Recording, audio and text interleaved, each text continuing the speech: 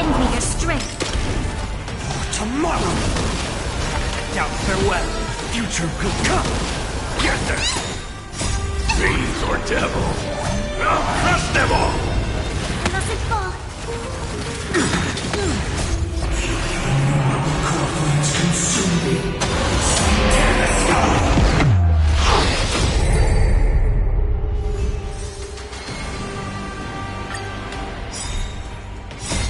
Watch over you. Guide you on your path. Lend me your strength. To guard and defend. Crush them. Tomorrow. Serenity is before me. Future could come. Get them. Trial spinning. Lend me your strength. Consume me.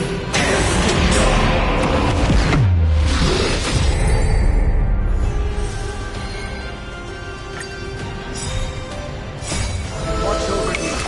Guide you on your path. Lend me your strength. Tomorrow. Doubt farewell. Future could come.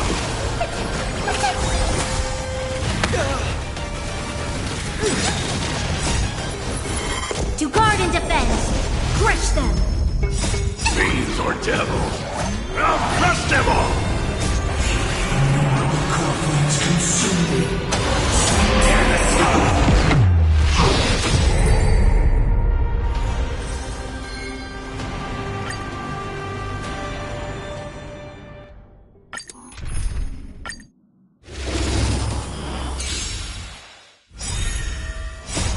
Watch over you.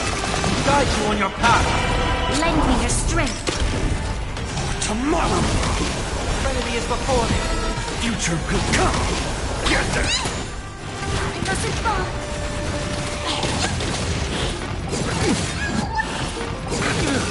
Lend me your strength. To guard and defend. Crush them. Consume me.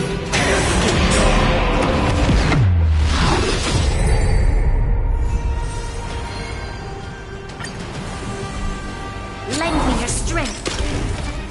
Tomorrow. Doubt farewell. Watch over you. Guide you on your path. Future could come. Get them.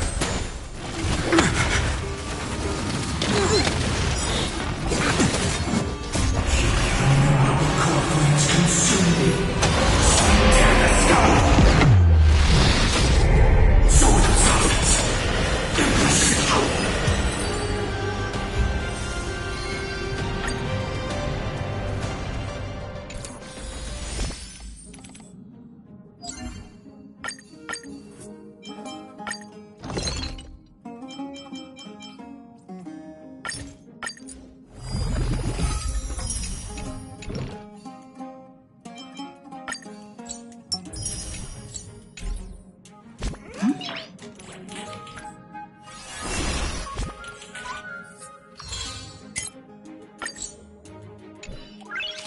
Nice.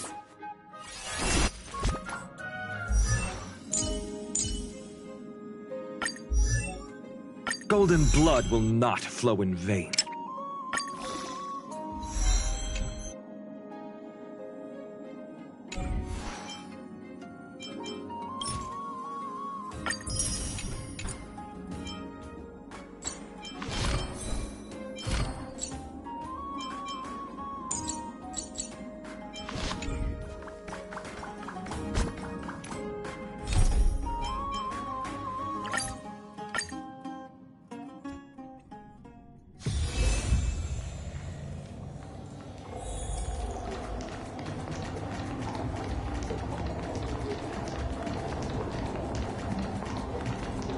Light up the dawn.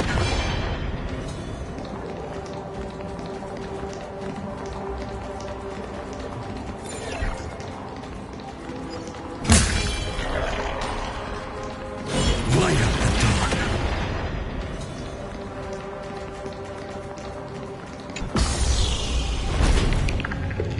Oh. Nice moves.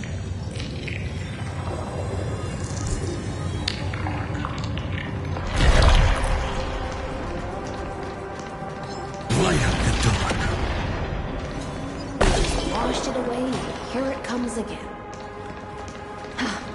The black tide is really no joke.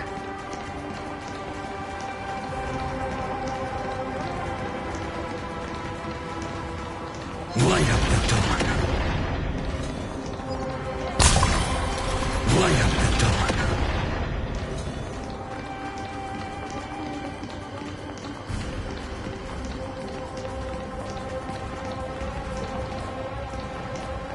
The waters end here.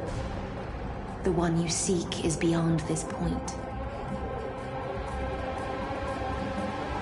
At last, I can meet with Her Majesty Saridra herself. Are there any formalities I need to observe? Don't kneel, don't do the hand-kissing or foot-kissing gestures of the old dynasty, and most of all, don't bow. The Imperator despises such rituals, especially when the heads of those Talvanar bend beneath her crown. She really is down to earth. The second thing to note, only trusted ones may come near her. Keep 5 paces distance until the Imperator allows otherwise.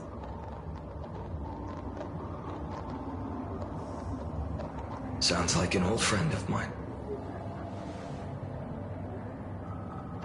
Well, experience is a good thing. Stay sharp, and you'll be just fine.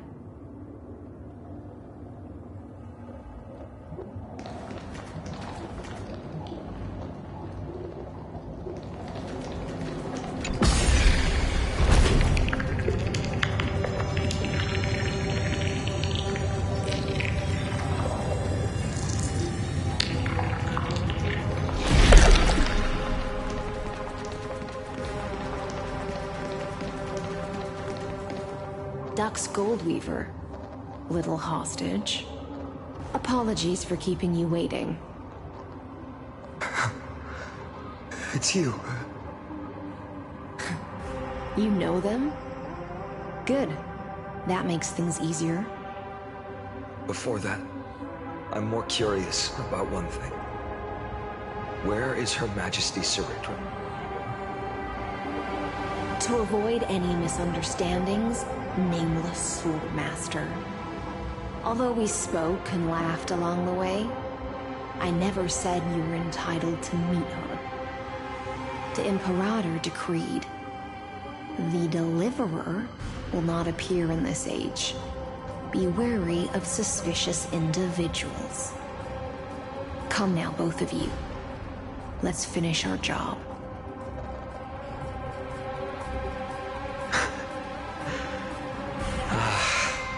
I see. It's a trap.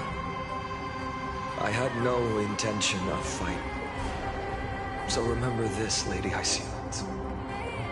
If my sword shows any hesitation, don't thank me. Thank them instead. No, you misunderstand. We don't want to see Chrysoceras hurt each other. Just give us some time to ask you a few questions.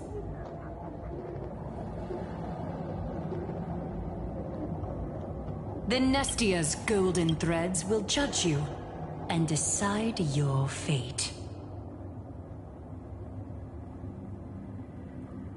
As you wish. White-haired swordmaster? If what you say is true, then you must know the fate of the world.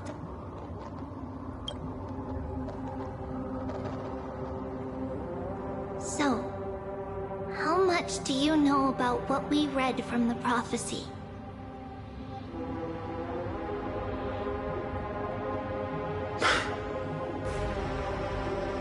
You shall shatter into 1,000 fragments and wither in the soil of foreign lands. Is that correct, Lady Treby?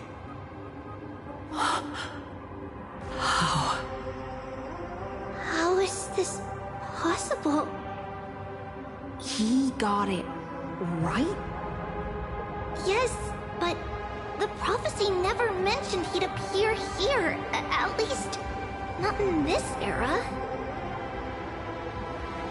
You must listen to me, Aglaya, Treeby. The Finan of this world has not yet been born. In a distant future, he will follow the prophecy's guidance and appear before you. But do not seek him out, because Era Nova is a complete and utter lie. I will tell you the truth, and you will understand why the world must forsake the prophecy and find another path to Era Nova. Because I know both of you, and I believe that no matter how the course of history may change, the faith we all share will always remain the same. And so, the layers of rock began to reverse, and history wove itself anew. Through my old acquaintances, I was given the chance to meet the leader of the Flame Chase journey, Saridra. And after a long and arduous negotiation, we came to an agreement. The Imperator's alliance needed the destruction, and I was ready to pour all my strength into it. The spoils of the Flame Chase, the core flames, would be sealed by my hand. But the condition was this. In the upcoming battle, in our conquest of the Earth, I had to prove that my power could transcend fate.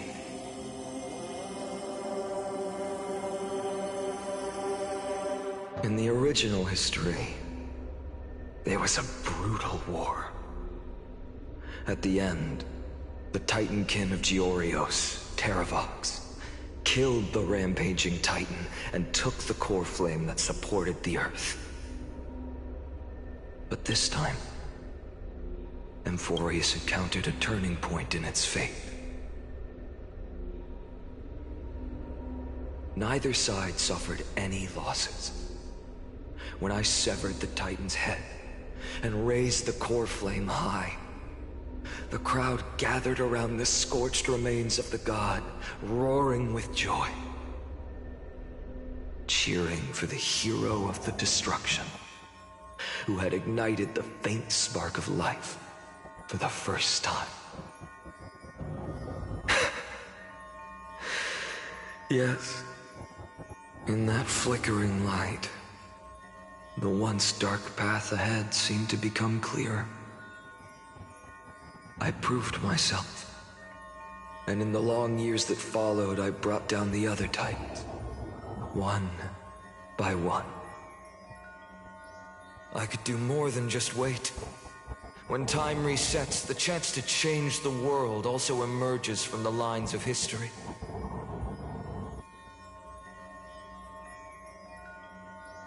Until finally, the brutal future revealed by Era Nova is reversed. But tell me, if that's truly the case, why are we doomed to the same outcome?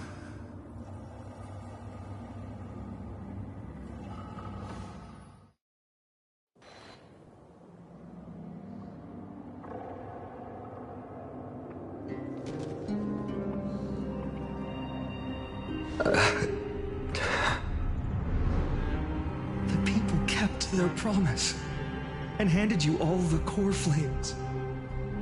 In this world after Trebios, no demigods were born in Amphorius.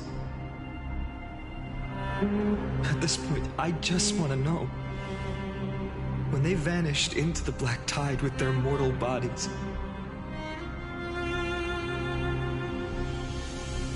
why didn't you shed even a single tear?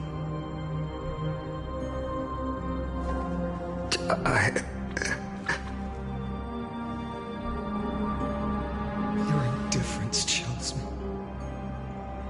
To you, were they just A bunch of insignificant footnotes?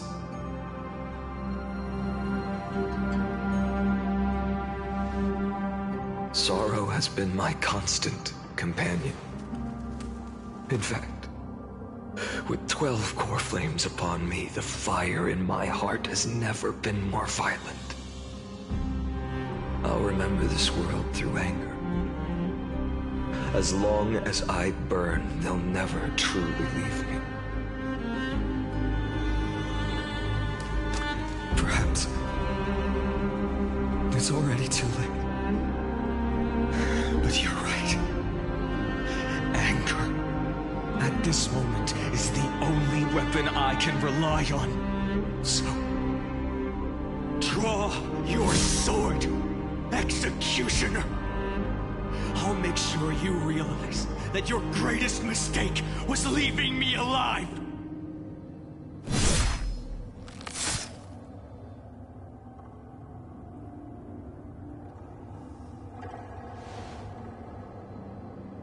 After that, he raised his sword and attacked. Then, Gislana killed himself. That day, who fell to the sword to be left in the past, and who went into the future, I can't remember anymore. I only remember a nymph, hiding in the shadows just out of sight, futilely pushing a stone. Climb, fall, climb, fall, climb again, and fall. The only freedom the nymph had was in choosing how to roll the stone. Sometimes fast, sometimes slow, sometimes resting on a gentler slope, leaning against the stone for a break. But its choice couldn't change the futility of it all. The stone would always roll back down the slope, and the nymph would always return to the starting point, beginning again. After that, every time I reached this point in the cycle, the burning sky would cast a shadow over its path. It would nearly reach the peak at the fourth quint of curtain fall hour, then fall to the starting point in the first 15 seconds of the next entry hour. And my efforts in this cycle would dissolve into nothing at the same time.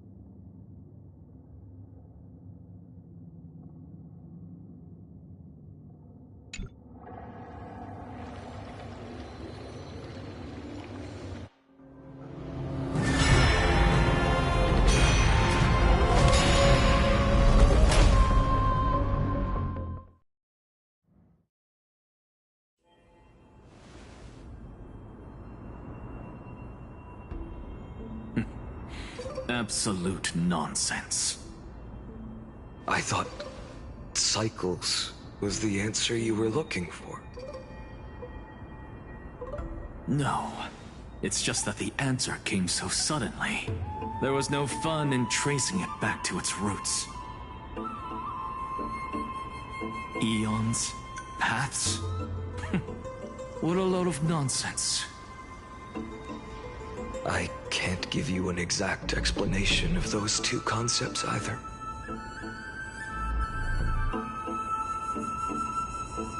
Enough. I'm just expressing my frustration. Don't you understand? I was already expecting this. The black tide came from beyond the sky. And everything else is no exception.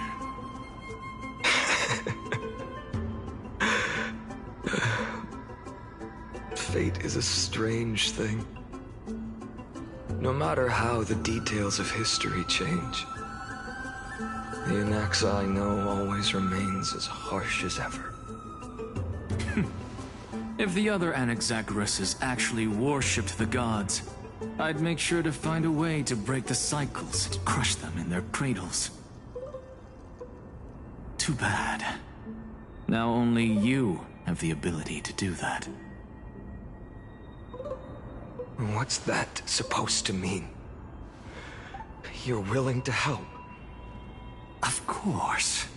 The core flames were meant to save the world. And in my opinion, the noble titans have no reason to refuse.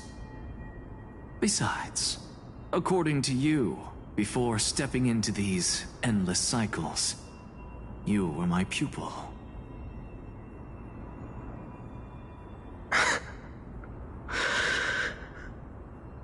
I've already heard the same thing countless times. Enough chit-chat. Let's go. If we run into any other scholars, leave them to me. We've all made preparations for total annihilation. Never thought someone would step in to help. Light up the dawn.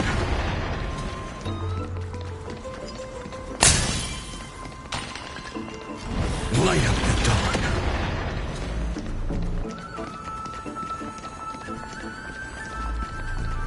Light up the dawn. You've been to the Luminary Throne before, haven't you?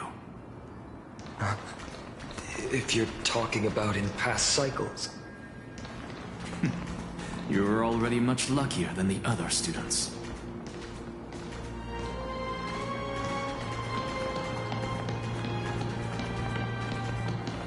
Hold up. Keep your wits about you. Someone's watching us.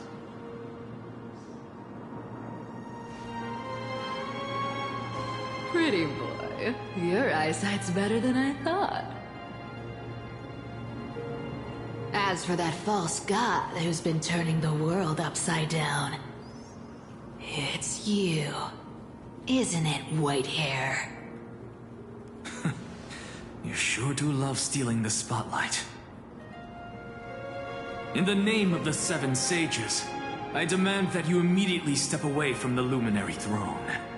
This is the sacred ground of reason, and no one may desecrate it. Take my words back to Aglaya. I won't say the same thing twice, Catgirl. Oh my! You won't even call me the demigod of trickery. That is just heartbreaking. I have some words for you, too. First, as one of the most heretical blasphemers in the world, you have no right to lecture me. Second, this is none of your business, Grove Boy. Step aside. I don't want anyone getting hurt.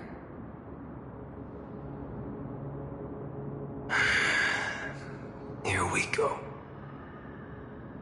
Again. Core Flame thieves. You really think you can scare off a sage of the Grove with nothing but empty threats? This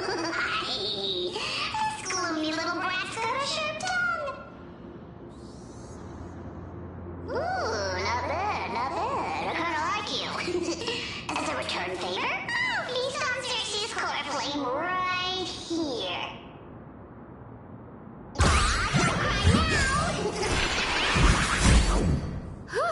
That was close.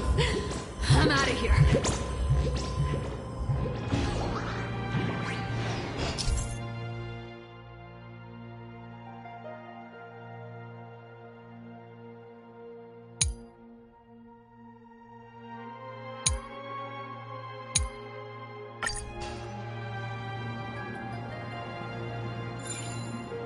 They're exactly like all the past ones I've known.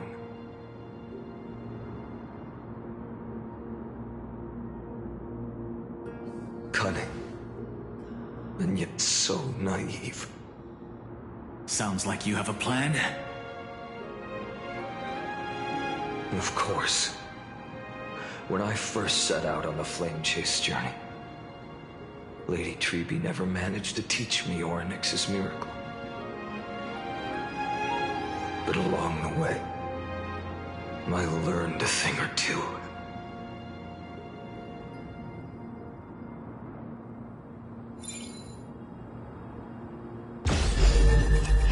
Where are you going?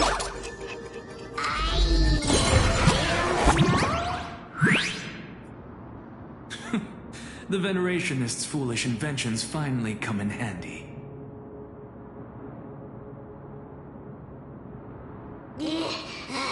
How is this possible?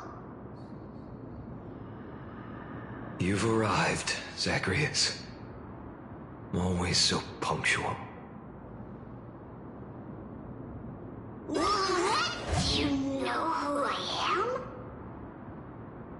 I'm running out of patience, so I'm not going to waste words. Listen up, spirit thief. Hand over the core flame, and let's pretend we never clashed. This way, you and this world can still be saved. Save? You sing better than any bard. If you ask me, you're the greatest disaster Emporius has ever known.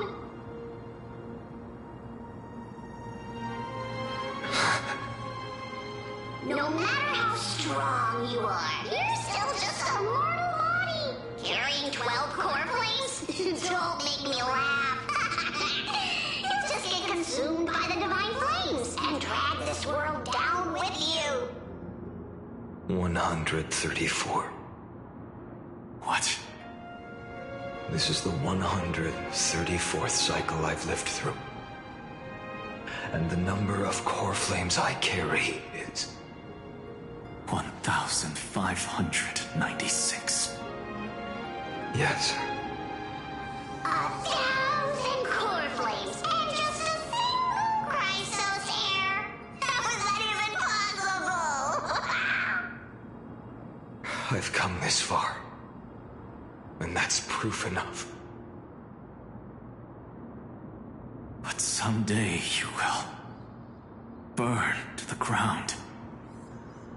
Of course. The divine flames will eventually consume my eyes and blind me. But before that, they could still forge and sharpen Dawnmaker. Now when I cut open your stomach, you won't feel a thing. You... This is the final warning. Fine. Assume this world holds 100 million possibilities. And no matter how one looks at it, 99,999,999 of them all point to outcomes of certain destruction. Even so, I'll use my divine power, despised by the people of this world, to achieve that 1 in 100 million possibility. Bartolos! If you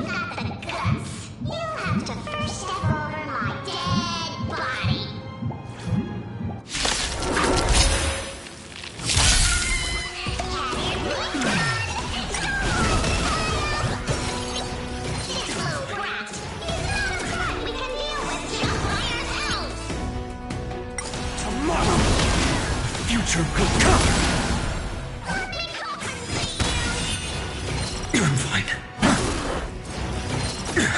For tomorrow!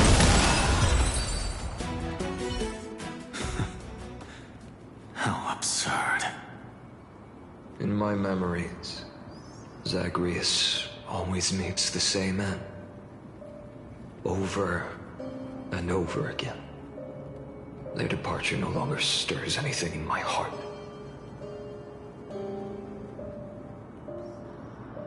This reason core flame before us is a fake, obvious as day.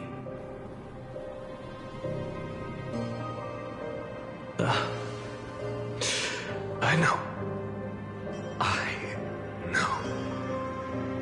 It always plays out like this. The spirit thief covers for her, and the trickery demigod escapes with 2 core flames. And then, driven by defiance or hatred, she decides to stand before me once more. Exactly like the countless past hers I've known. Cunning, yet so naive. Since you've witnessed the same scene play out countless times, tell me, will you carve the trickery core flame from my chest now? That depends on your attitude. At least so far, in the cycles where you've asked this question, the endings haven't been so cruel. Well, thank you for that. But I also believe that this time, you won't catch up to me.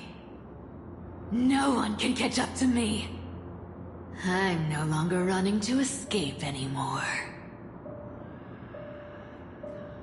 Whether you believe me or not, I'll still tell you this. You've made the wrong decision. All right, then. We'll see. Silence. This is new. One-eyed boy. What are you trying to pull now? Go, Cythera. Give us some time in private. This isn't for her, but for you. You've walked too far down this path. It's time to discuss a possibility. Maybe the road you're walking is not one of salvation, but one that will simply drag the world into the flames. For old time's sake, turn back. I don't care how many times you've tried, because there's one thing I'm sure of. Your Messiah complex has turned you into something no different from the icy gods you spoke of. The children of humanity you swore to save. They are no more than ants to you now, aren't they?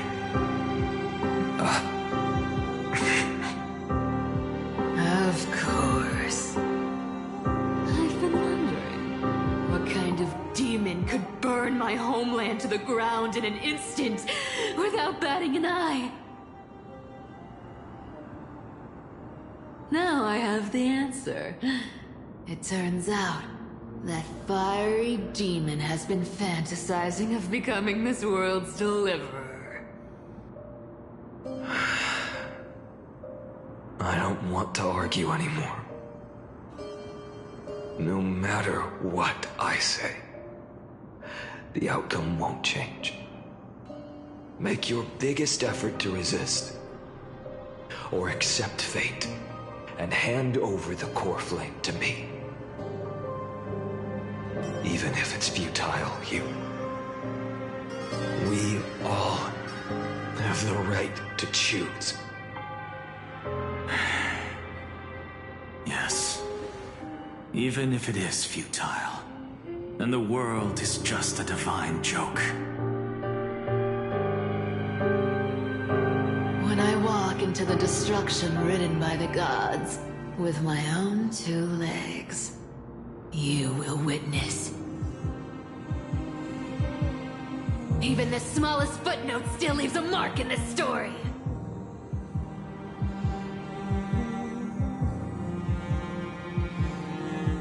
And so, at the end of the 134th cycle, the traveler and the scholar fulfilled their fates once again. Or perhaps it wasn't just they who fulfilled their fates. I can't quite remember all this. In the endless darkness, for no reason, a voice always lingered by my ear. Losses are a constant on the flame chase journey, among which even life itself holds little value.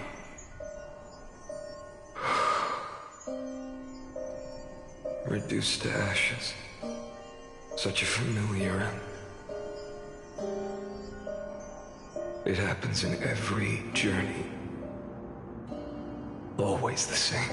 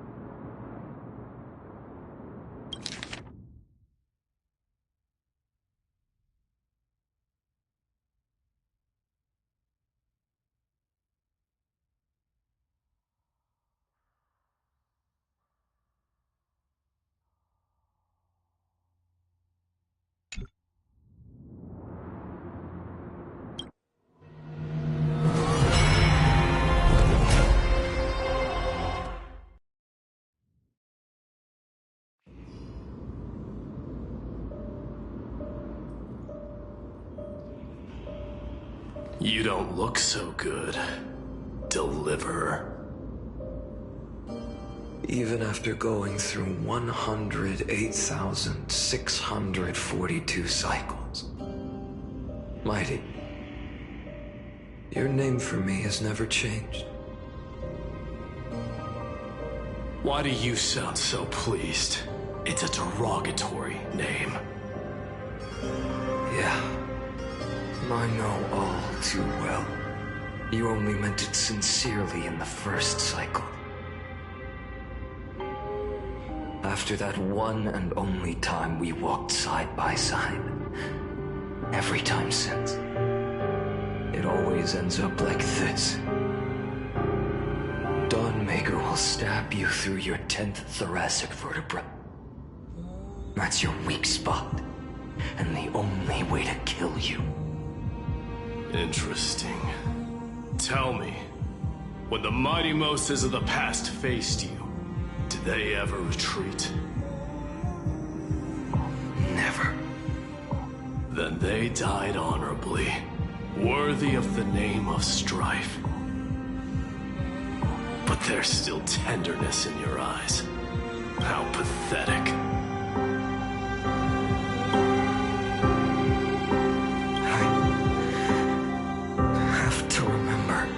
This feels.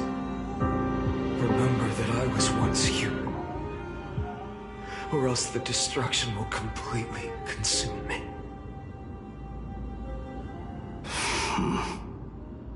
If you win, tell the mighty most of the next life. This person is a worthy opponent. So always remember to give it your all and never slack off. I'll keep that in mind. As always. Even though the dynasty is left with just one, the Kremnos festival will continue as usual. I, the king of the Kremnoan Legion, will host the final feast in the center of this arena, and the prize will be the flames of strife. One day, you shall die with a wound in your back. That's what I saw when I overcame the trial. The gods' dying ramblings. Enough. You've probably heard this thousands of times. So you must understand, facing the demigod of strife means there's no way you'll take this core flame in peace. I understand. Step forward and face me in a final battle. I, the last son of Gorgo, the demigod of strife, salute you. I'll give 10,000 scars and 10,000 lives of mine to fuel the blazing sun.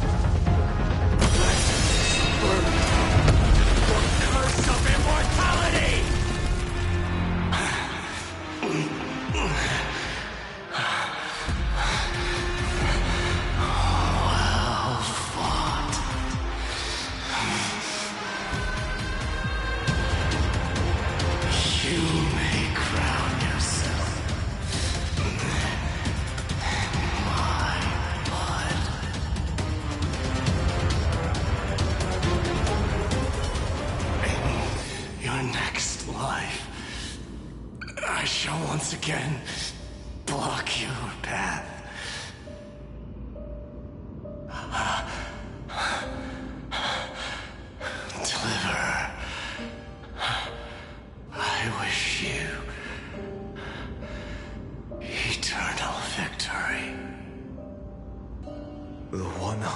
The 8,642nd core flame of strife fell into the fire. Yet the shadows of the black tide still loom, and pain and despair spread across distant lands. The blaze was still not enough. It had to be fed, even if it meant burning this body to ash.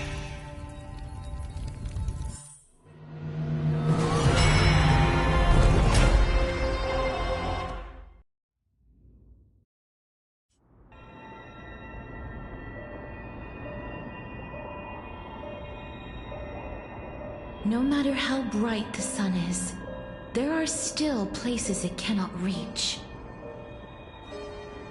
Moreover, the sun you bear is both cold and blinding.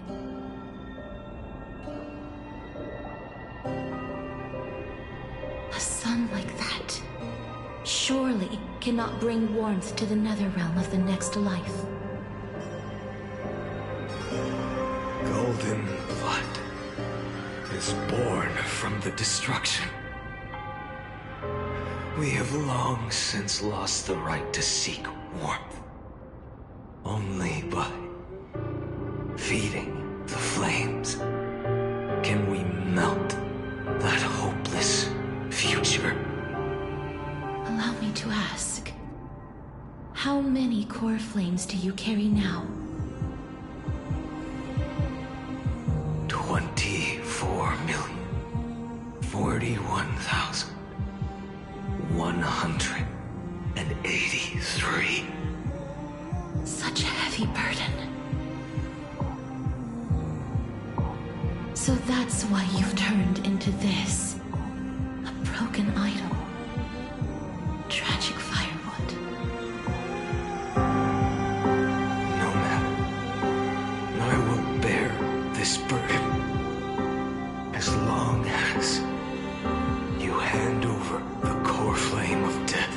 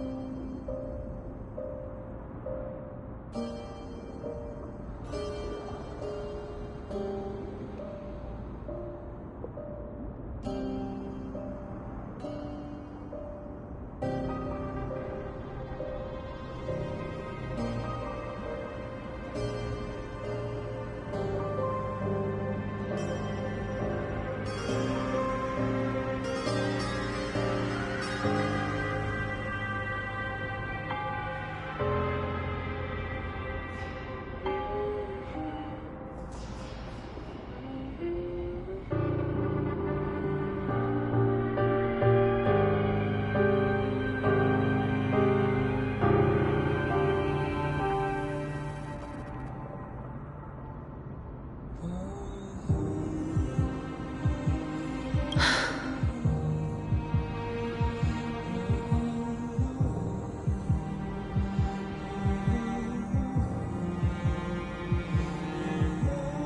must refuse.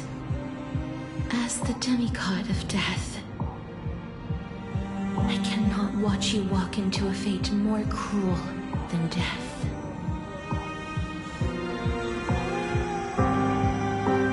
But this way, the past, present, and future will never again suffer unnecessary death.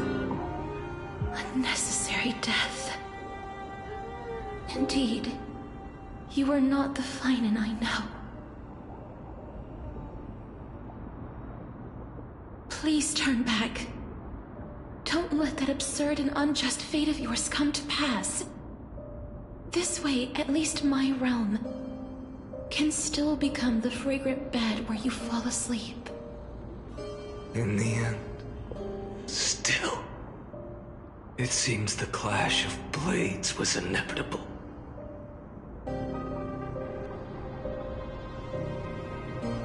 How painful. I know I am not your match, having fallen under your sword countless times. But even so, please understand that my resolve is not to be underestimated. Even Catholic cannot shape all things at will, nor can they dictate the fate of all life. No one can shoulder the balance of life and death alone, not even a god. And it is precisely for this reason that I chose, at the end of this arduous journey, to overcome the trial and take the authority of death. I am the hand of shadow, Casterus, the demigod of death. Listen closely, deliverer from days past. Please turn back. Do not disturb these fresh flowers in their muddy deaths.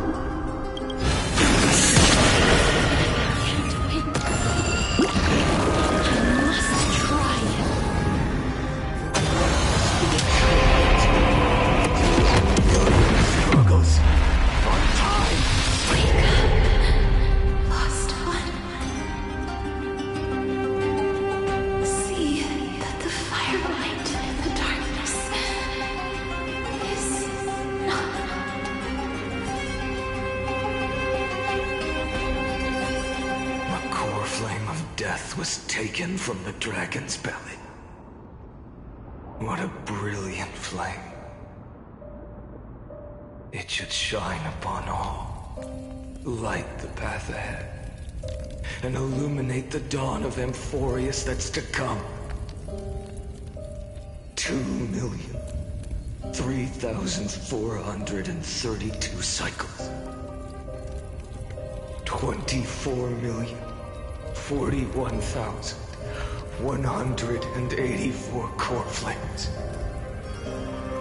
As if even the deepest abyss of primordial chaos could be burned away.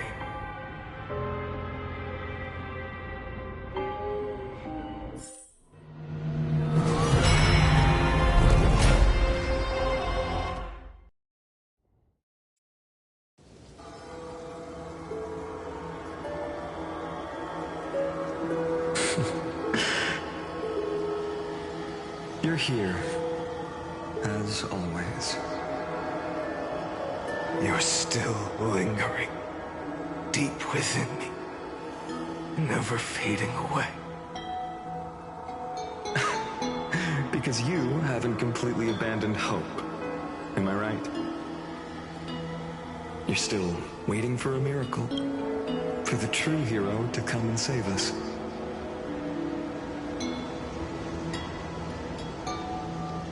If that thread of hope exists, it must come from beyond this world, from the true starry sky.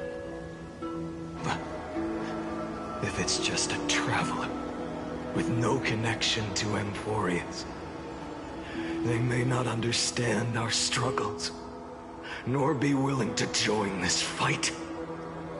Your thoughts are wavering. The mark of destruction is deepening. But even within the gods' cold calculations, unconditional courage and goodwill still emerge. So, never forget what set you on this path.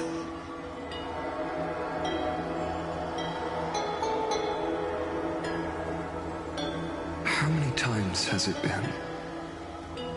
Remind me again. My memory is a bit fuzzy. 4 million. Exactly.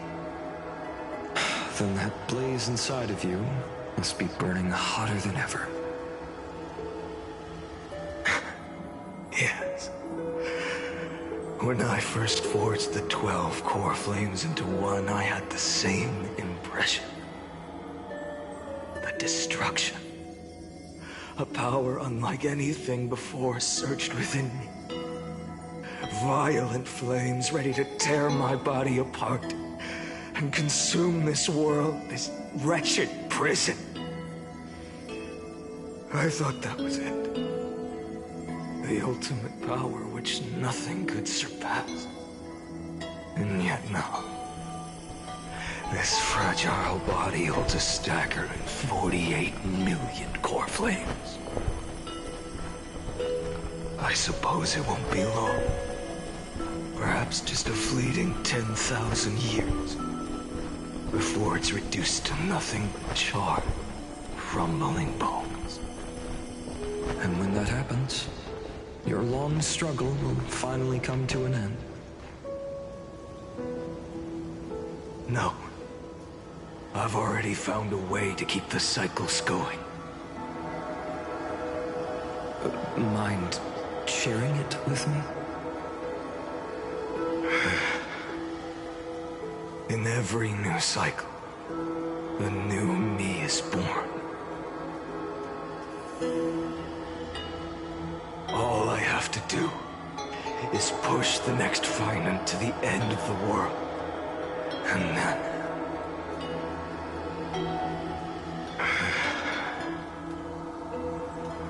then he'll kill me. Shatter this body. Take my flames, my memories, and carry on the path I started. Bold plan, but risky. What if, one day, the next you refuses to follow the same path?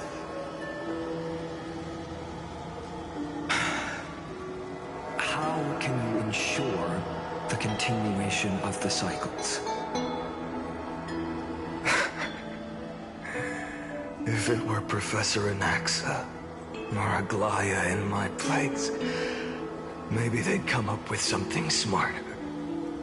Unfortunately, I don't have a backup plan.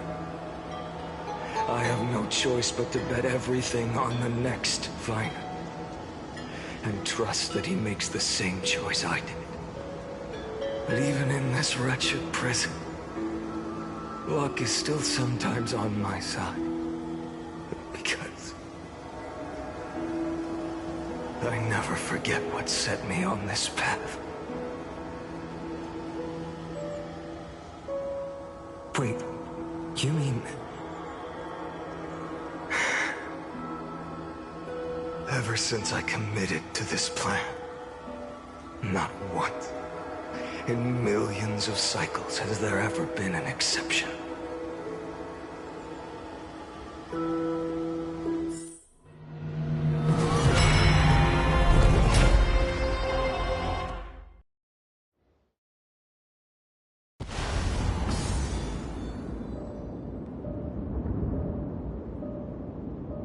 I can do this, Lord Fine.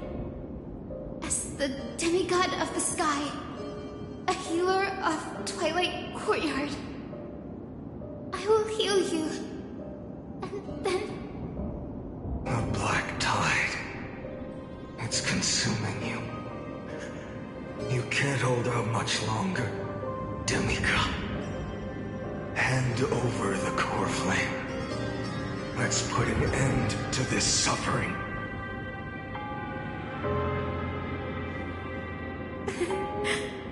Now, that just won't do.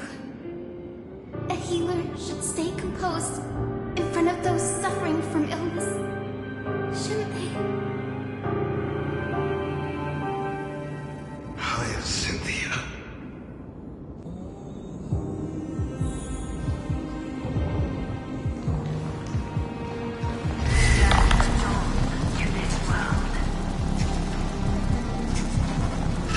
I swear, deaths won't be in vain.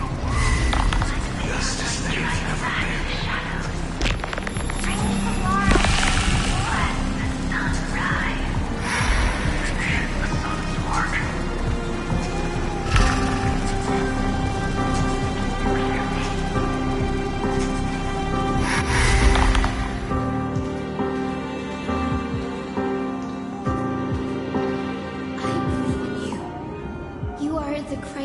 Heir of world bearing, the one who can lead us, lead this world. It's just, I don't understand.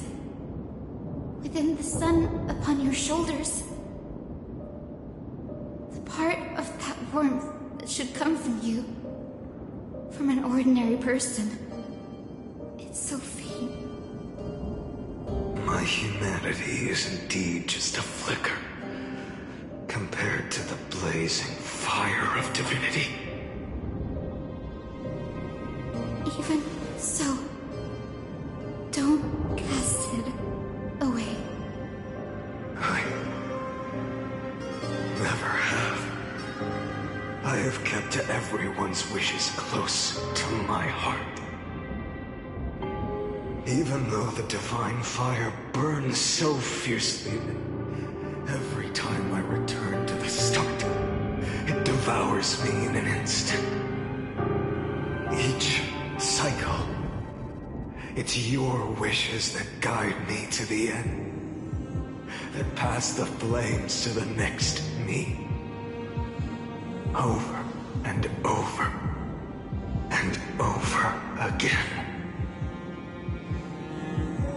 So, you're not just a lone spark in the dark.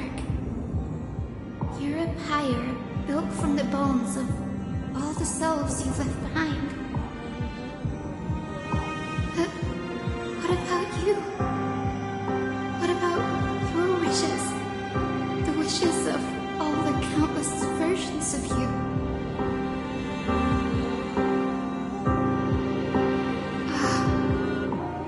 Lord Kazlana.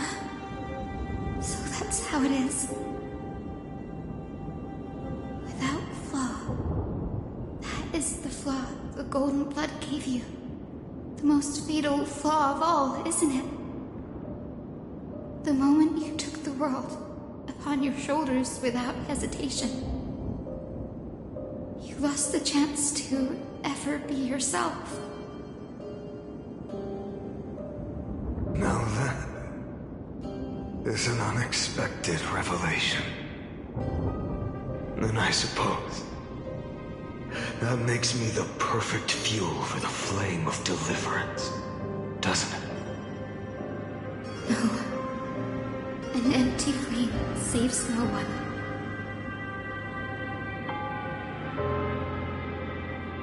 But I still believe in you, Deliverer. Hyacinthia, the Eye of Twilight, am neither strong enough to command the wind and rain, nor willing to end this absurd struggle by letting the sky fall. The only thing I can do is become one with the sky itself. And then, may the gentle colors of the rainbow paint your sun in shades it has never known. May they bring Amphoreus a rosy-fingered dog.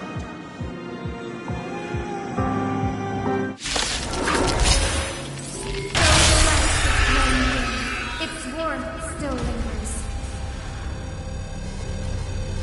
Deliverer, please, open your heart to me.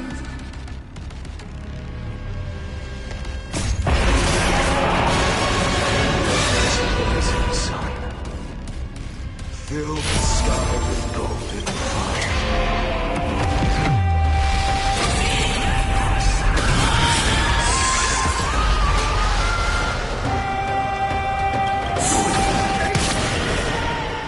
Fire! Burning!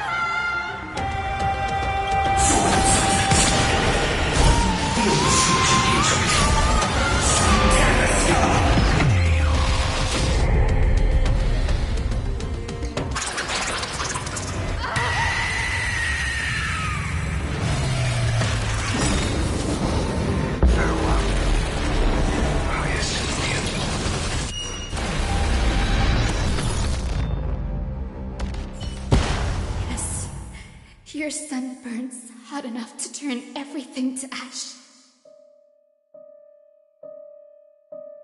But tell me, how will the seeds of a new world ever take root?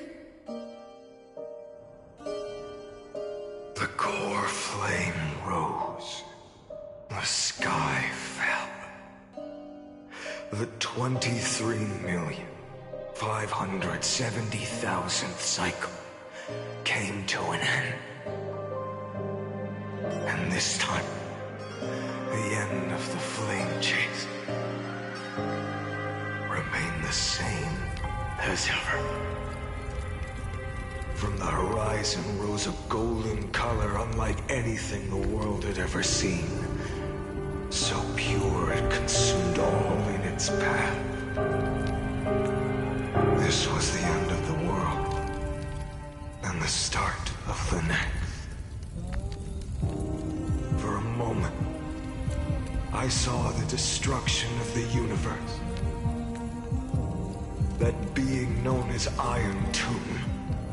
Its will to break free from the black tide burns fiercer than the blazing sun. Is this Amphorius's wrath? If its choice has already been made, if fate is set in stone, I will still never yield to it.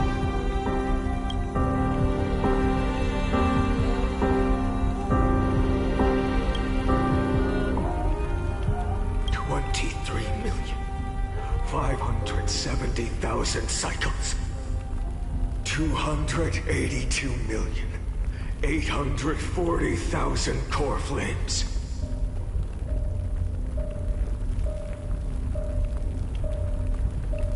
No more chasing is needed. And now, I am the fire at the end of the long night. The flame chases in some quiet walk through a sea of flowers. It's a revolution. An all-consuming transformation.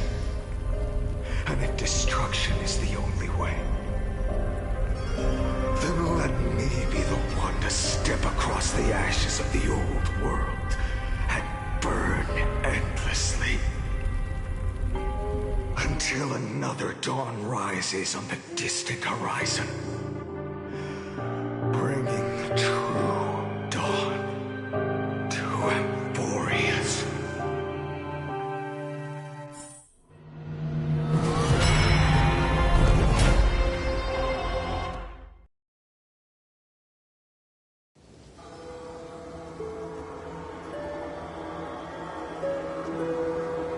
33,550,337. This is the cycle you're about to enter.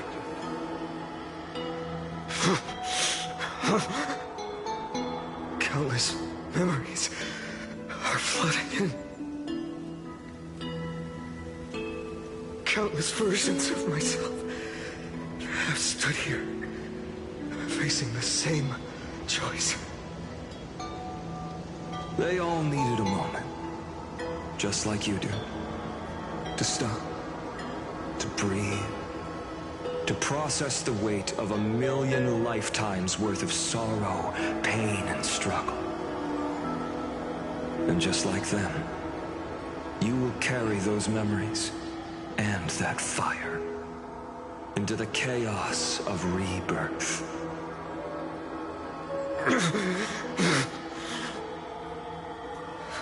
I must go and bear this burden. I must say goodbye to you, and then fight the destruction with destruction. Yes, that's always the decision you make. I will burn and fade away. I will become the flame reaver of this life and keep my promise to Cyrene. I will kill gods and comrades alike and steal the core flames. And even if my mind turns to ash along with my body, I will keep my purpose in mind. I will stop Era Nova. I will find the next me and make him carry on this futile endeavor of 30 million lifetimes.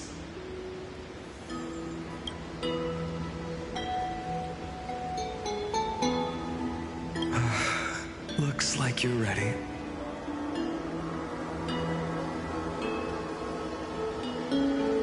Then I should be going too. Where are you going? You only exist in my heart. There's nowhere else for you to go.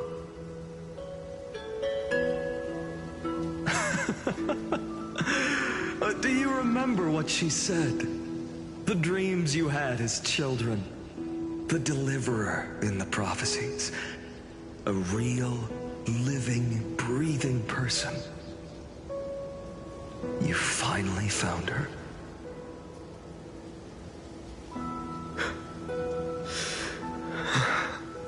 Friend.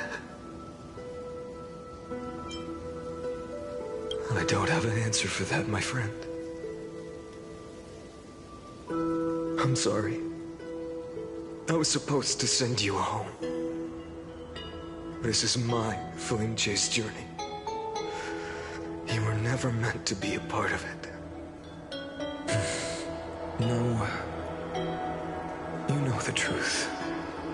If Iron Tomb is born from Amphorius' fate, then it will bring ruin to the worlds beyond the sky. And all these countless lifetimes you've spent, it's all been for the sake of defying that end, hasn't it?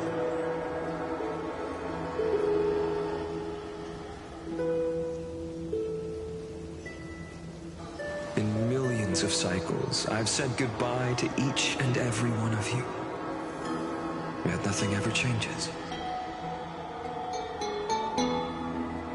Each time we speak, our words grow fewer. Your fire burns hotter and you're getting closer to becoming pure rage. A vessel of hatred.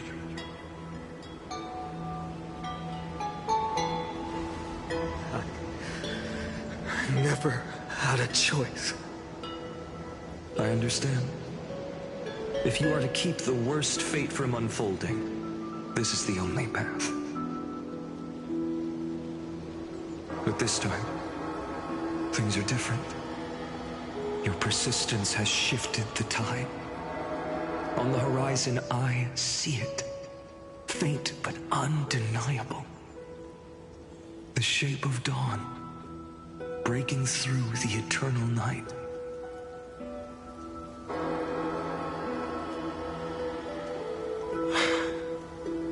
Turns out, the fire that lights the way was never mine to begin with. Do you remember, in that first timeline, you and Mightymost stood before the scales of justice, locked in a duel? Each of you weighing what you held dearest. What weighed more than the fate of the world? And when hesitation took hold, the answer you sought from me.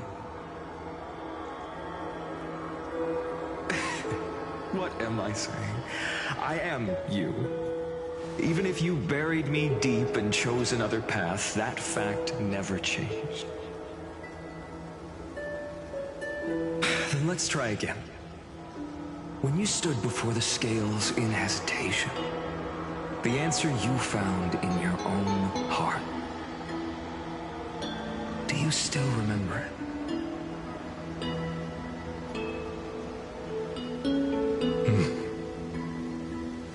Remember the past and become the hero of tomorrow. What weighs more than the fate of the world is the resolve to shoulder an immutable past and carry it into the future. Good. Then Trailblazer, my friend, my comrade. You arrived in this strange world and were bound by its cruel fate up till this very moment. In the face of danger, you never once backed down. Instead, you've saved world after world without hesitation. That boarding pass on your chest is now the mark of a hero. If I choose to step through that door and embrace an end fitting of the destruction, let this sun forged from millions and millions of core flames burn me up along with the god of destruction and their minions. And the world we leave behind, this world, my home, where hope still lingers. Will you take on everything we've carried? Return to the beginning one last time. Stop the birth of Iron Tomb, save the world we love, and rewrite its doomed fate.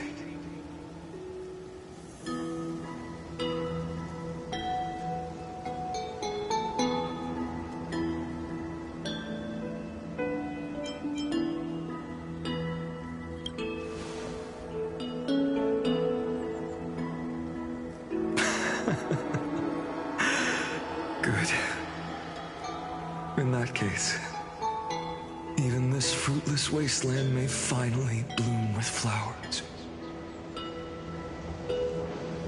So...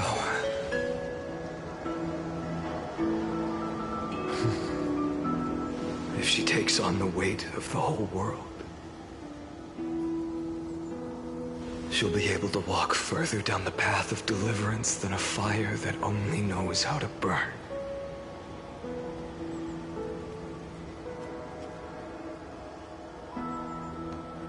One will step into the future.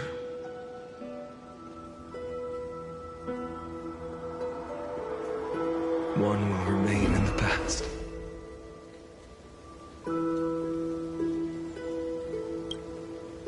If I can strike down the gods with Dawnmaker, perhaps fate's deadlock can be broken.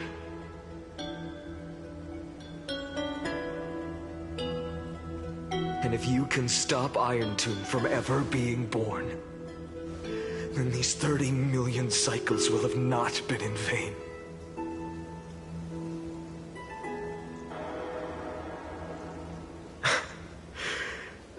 It's time to put our teamwork to the test, partner.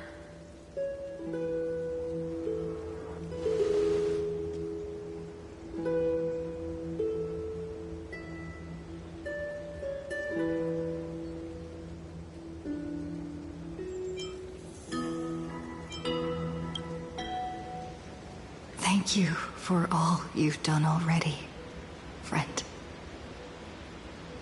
The image of the hero I've buried deep in my heart finally steps into the light. Here, at the end of this long flame chase journey.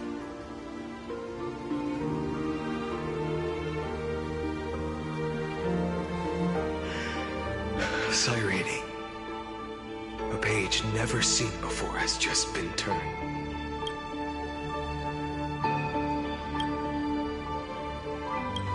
Lend me the power of time, and send this hero back to the origin of time. Back to your side.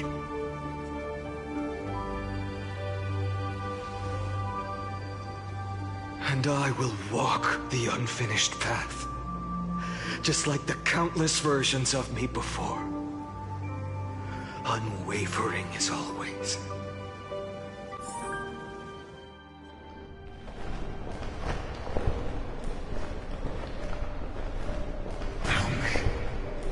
Will you be the blazing sun? Even if all of you burns to ash. Without hesitation, I will bear this world until my body turns to dust.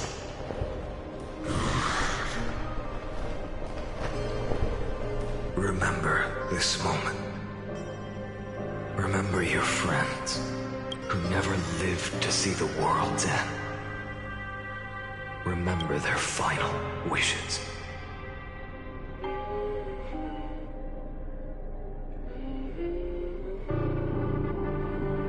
And let the purest rage in your heart rise out of those wishes.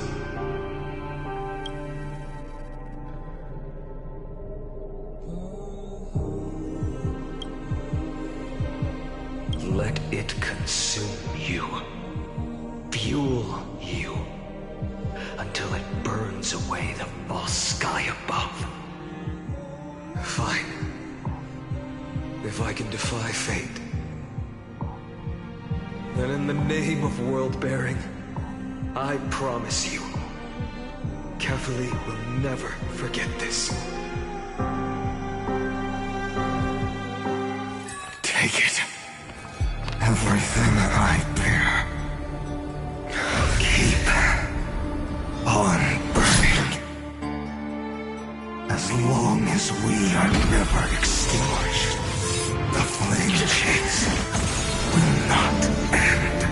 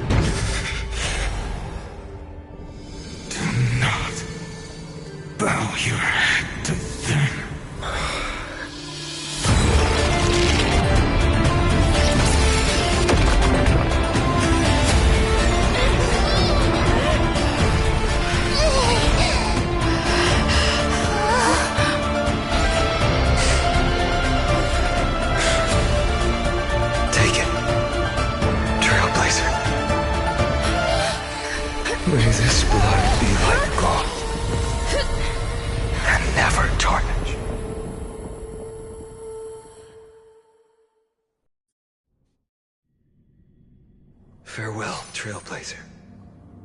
This is where I fulfill my final destiny. The prophecy of the Deliverer means nothing to me now.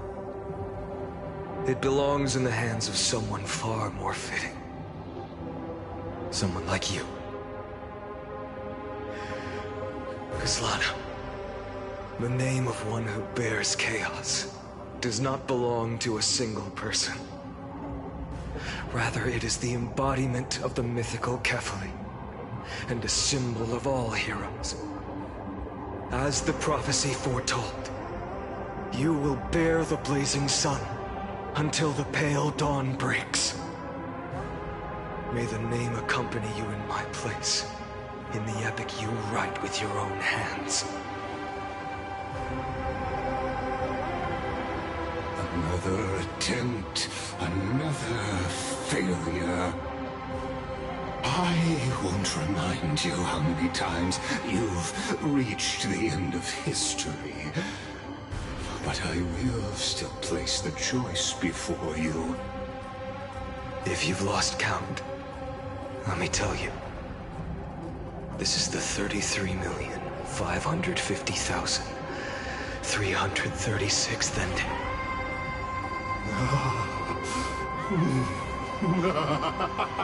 A perfect number. How poetic. You and I both know the truth. In all these millions of futile endeavors, Amphorius has never changed. If the outcome is inevitable, then why not silence your searing rage and embrace your fate with dignity? Your silence lasts longer than ever, Lord Fine. Shall I take that to mean the will you've carried across countless cycles is finally starting to fracture? Fracture? No. I'm just disappointed. I've retrieved memories from 30 million past lives, and I remember every conversation before every choice here. And yet, even after all this time, your arguments remain the same. Repetitive. Uninspired. If you had any hope of breaking me, you should have spent those endless cycles refining your rhetoric. You had infinite chances to sway me into the future you want. And yet here we are.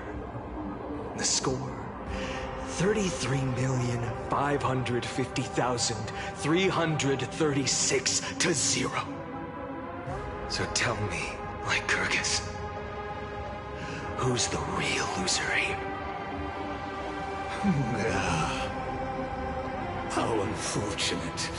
This was never a fair game. I have all the time and patience in the world.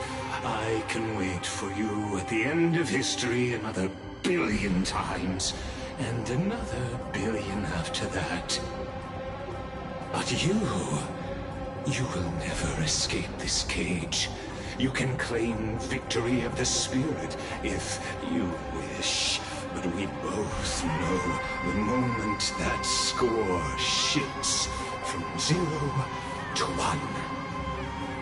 That is the moment I shall sound the paean of Era Nova.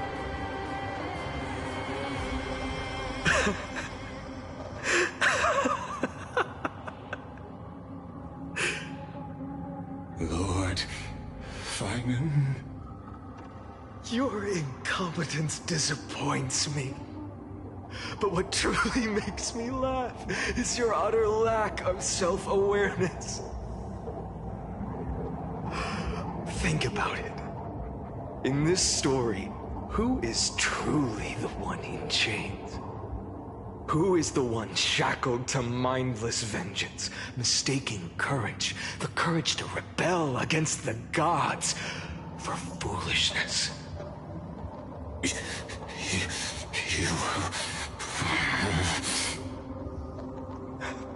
Perhaps you're right. Maybe I should have tired of this futile struggle long ago.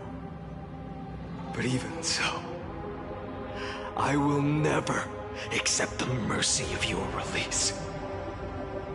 Because you are both a prisoner to the gods and to me. And tell me, what right does a mere prisoner have to speak of fate and choice? What right does a mere prisoner have to look upon my fury?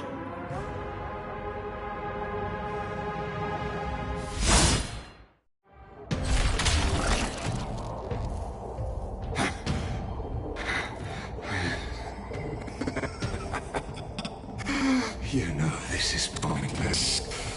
You can't kill me. Of course not. But I am tired of being measured against a worm the gods keep as a pet. Listen well, creator of destruction. This cry comes from all your abandoned creations. In the 10th cycle, I drove Dawnmaker through the heart of every Titan. Golden blood ran down my fingers, divine fire seared through my nerves, nearly breaking my will. But I endured. In the 10,000th cycle, my former comrades had all become my enemies. The endless slaughter dulled my senses to pain. The painful emptiness almost swallowed me, forcing me to stop fighting. But I endured. In the 100,000th cycle, the destruction had already fused into a blazing sun, surging within this fragile body. My rationality had been burned away at the dawn of the era. Yet even with only this shattered body remaining, I still endured. In the 23,570,000th cycle, this time, I felt it. A tiny spark rising in the hollow cavity of my chest, different from the obsession with deliverance. By its faint glow, once again, no, countless times again, I endured.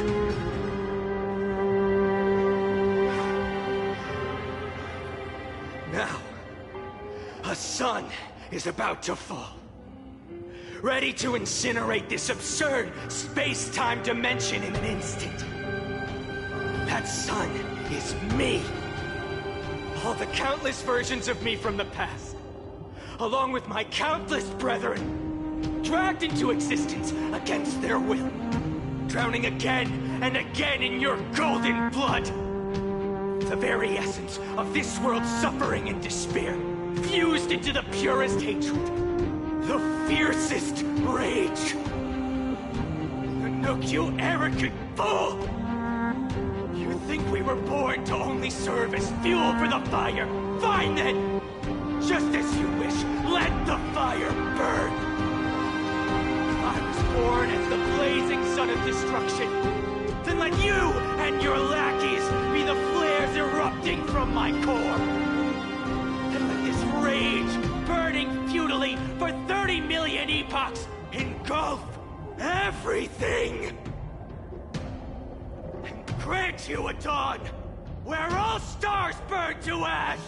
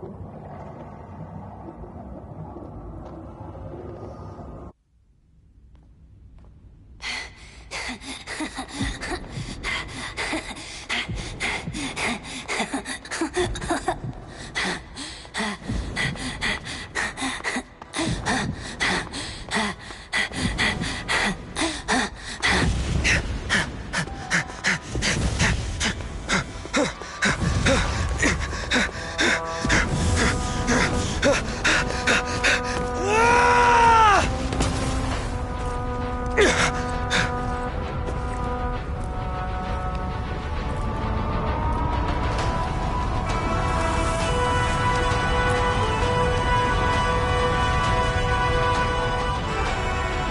you ready, Nanook?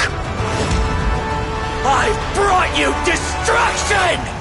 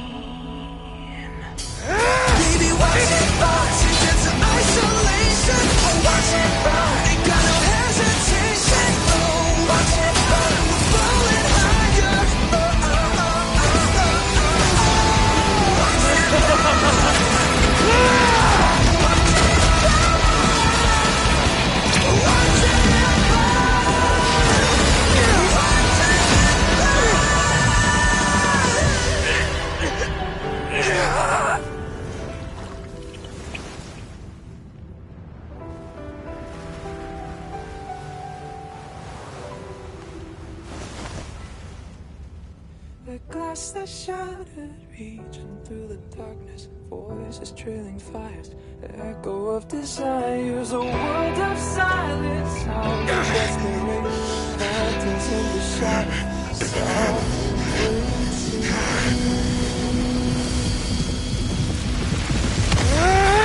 tear it down, embrace a detonation, craving our damn creation, breaking a chain of reaching for you.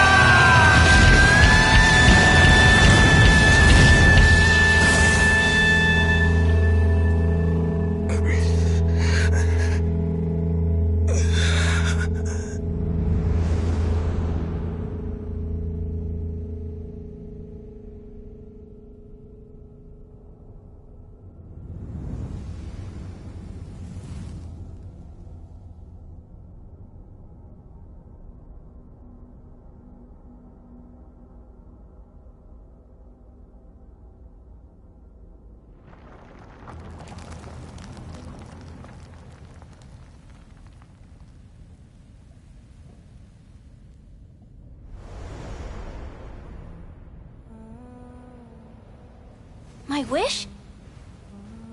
My wish is to fulfill everyone else's wishes.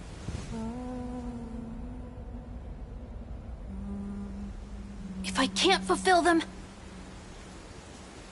then send them on to tomorrow.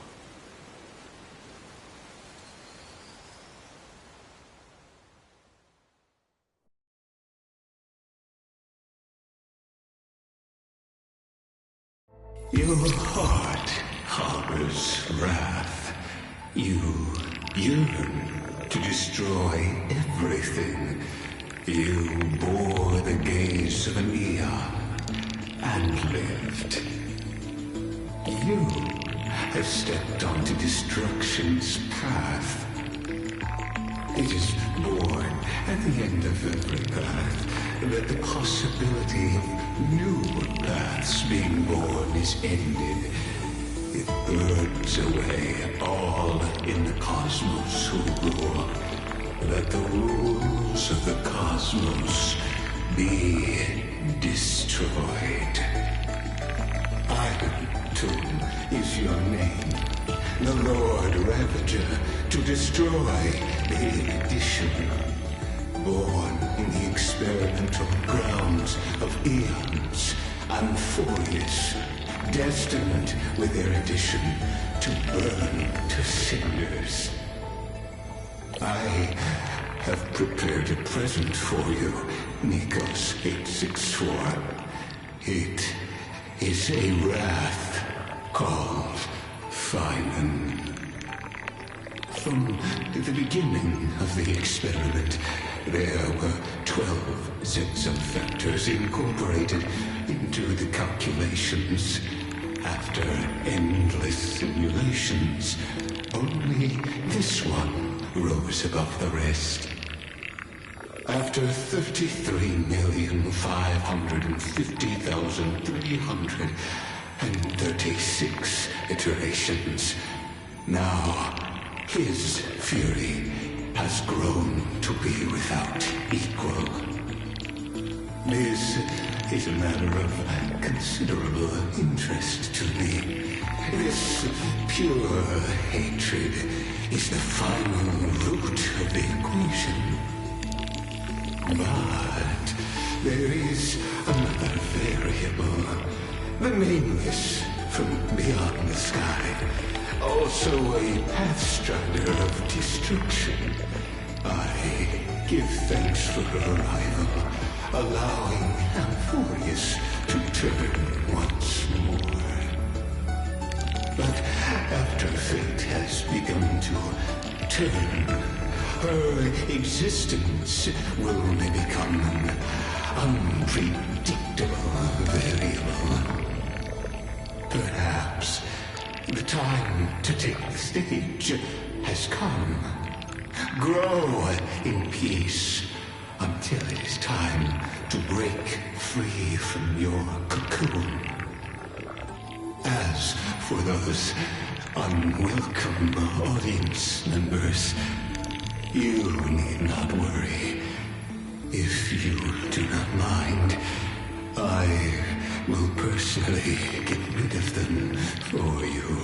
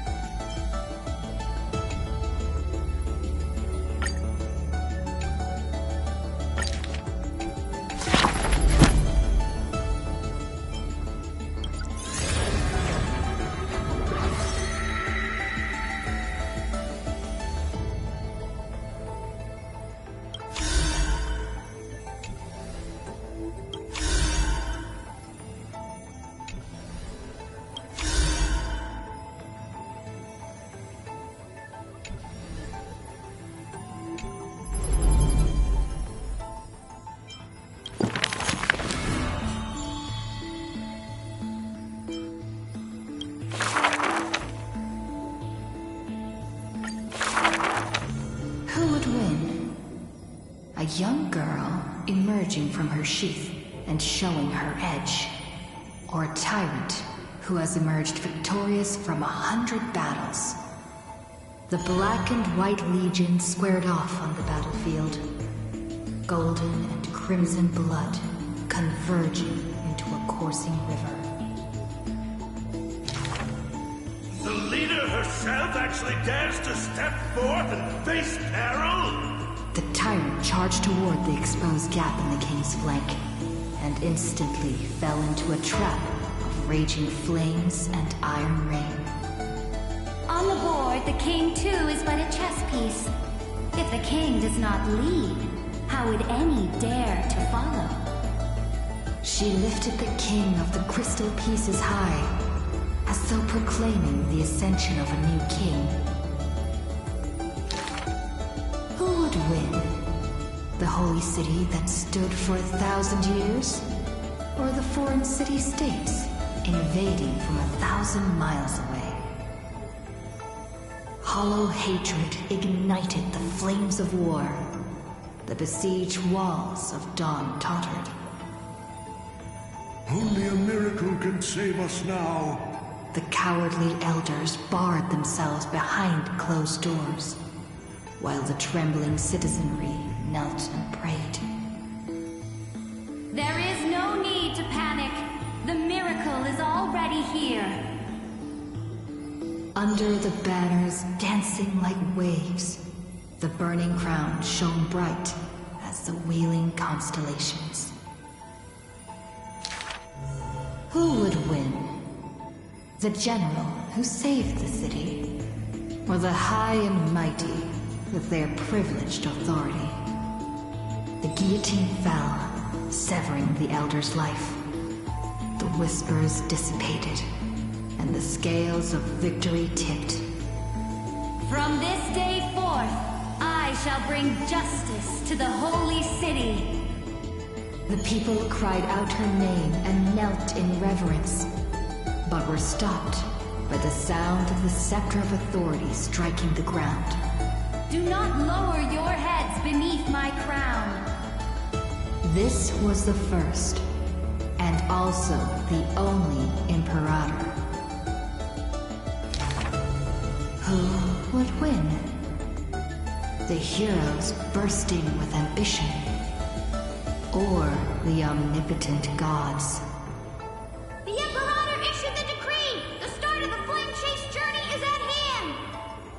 Perhaps drawn by the grand design to welcome the Era Nova, or perhaps convinced by that king's great renown. righteous warriors from across the land gathered before the Imperator's throne. On the day the journey began, the sky was an expanse of fluttering banners.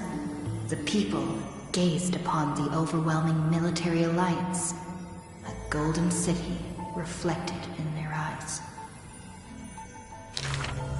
As for the end of that chess game, the scholars debate endlessly, but such discussions always end with a sigh. The invincible Imperator faded at the pinnacle of power. The crown's flames extinguished in the lake. The banner, once revered by the people, along with the broken spears of the heroes, now a tomb. The people said, "Even the sovereign that conquers all before her is no match for fate." Yet she said, "In a war with fate, has there ever been any justice?"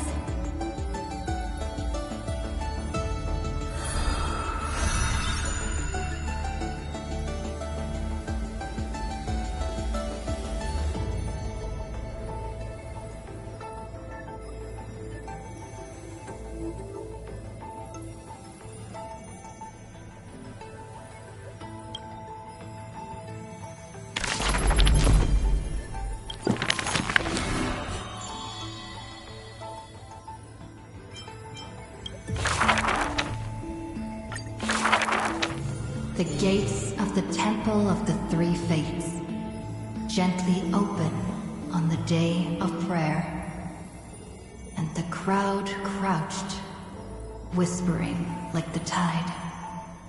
The priests of Janus listen to the prophecies. The unwavering axis of the scales of Talenton maintains balance, and only Oronyx remains silent.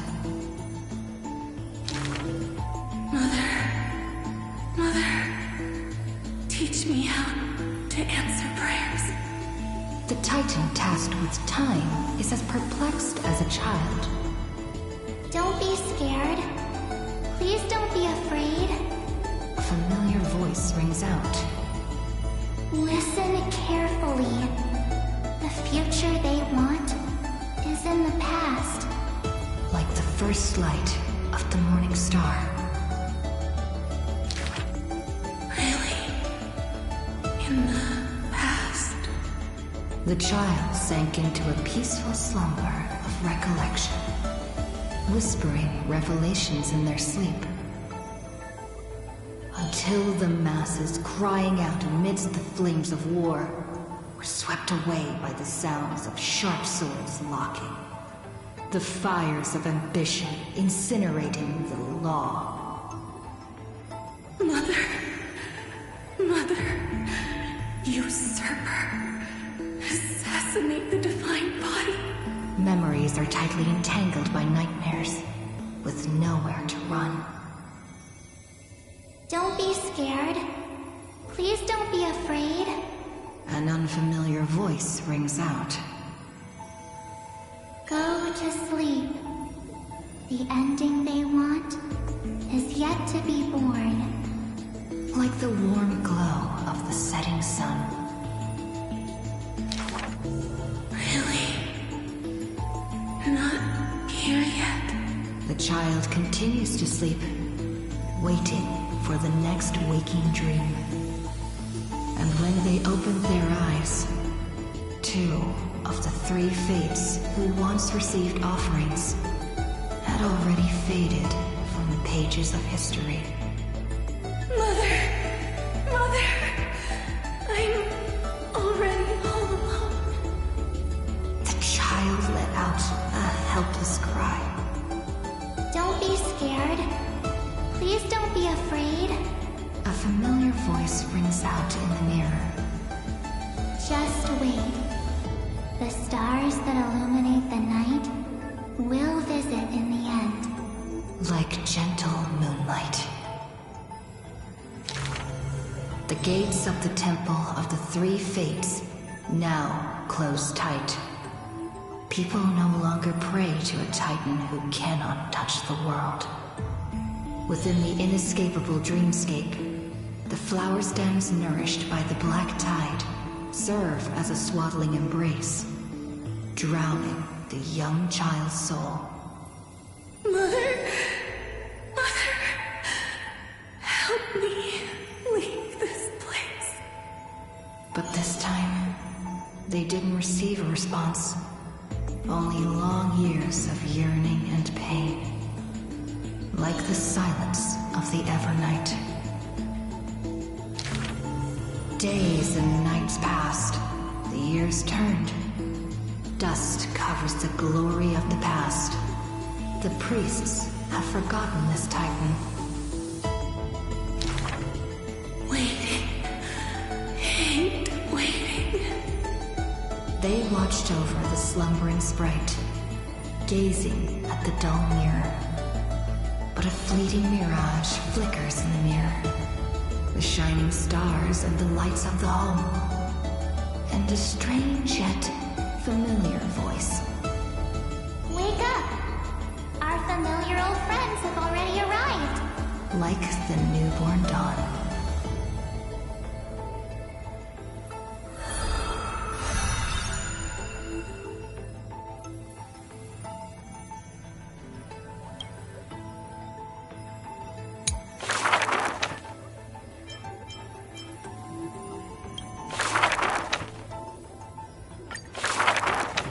The ancient chaos was shrouded in silence and shadow. The giant dragon's offspring was born from the earth. Sweet dreams had smothered the giant dragon's eyes and ears. And as they slept, the 100 eyes of Aquila had already opened. And Fagusa had begun to stir the playful waves. Yet Giorios remained weighty and silent. Layer upon layer of peaks enveloped the dragon, cradling them in a bed more grand than any in existence. The giant dragons spent their childhood in darkness. From the moment their bleary eyes blinked open from haze of slumber, they hungered to feast on crude iron and drink deep of molten lava. Until one day, they raised their head, and with a low, guttural voice, pleaded to glimpse light. The Titan lifted them up by their ribs, slowly raising them. The dragon's spine sliced through the strata of rock, cutting open the soil. When they reached the surface, they summoned mist woven of the fire of the stars. As though seeing themselves clearly and in full through the eyes of a giant bird. The giant dragon walked the earth alone. The Titan knew they were lonely and terrified too, and so sculpted new beasts from flesh and bone. In that wild, barren world, the giant dragon led the beasts of the earth. Excessively long life gifted the giant dragon with eyes that could pierce the veil of years. They witnessed the separation of day and night, as well as the entanglement of reason and romance. And even carefully did not neglect to share with them a chalice of golden blood. The ocean teased, saying, even should the earth sink utterly, they would not rot.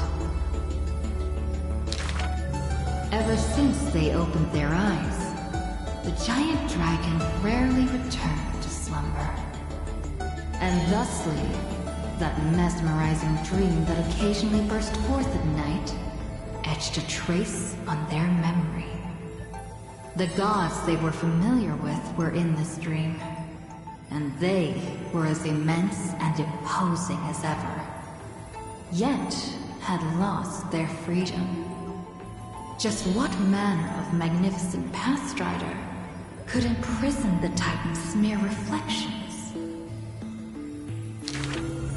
The giant dragon dreamed also of their own path, that great breath from the heavens, or perhaps from beyond even the heavens. They dreamed of silver shards amongst the stars, reflecting the form of another giant dragon. That great cerulean dragon approached Amphorius, the distant whispers roiling, becoming a roar engraved on the earth. They recognized the meaning in that low roar. Its name, permanence.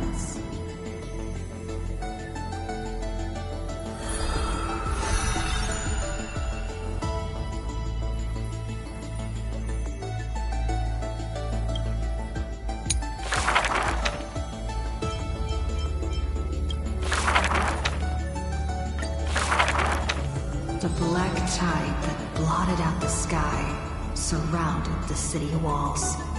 The soldiers manning the walls battered for battle. Melodious chords of music were suddenly heard. A single swordmaster had overcome the waves of enemies.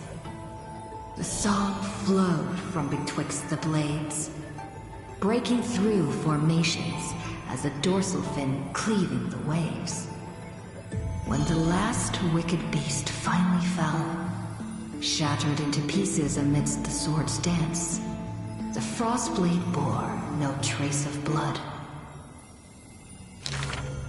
The legions of heroes under my command are as vast as the sea, yet lack a formidable sword banner. The commander extended a hand, inviting the musician to join. Should a fish separated from its school glimpse a faint glow, it will swim toward the light.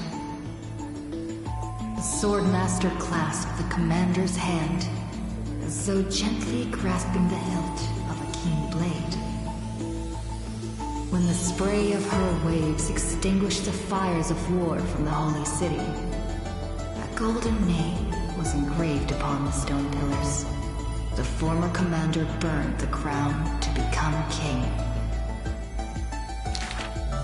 High Sealands, brave in battle, triumphant in command, I grant you the title Dux Gladiorum.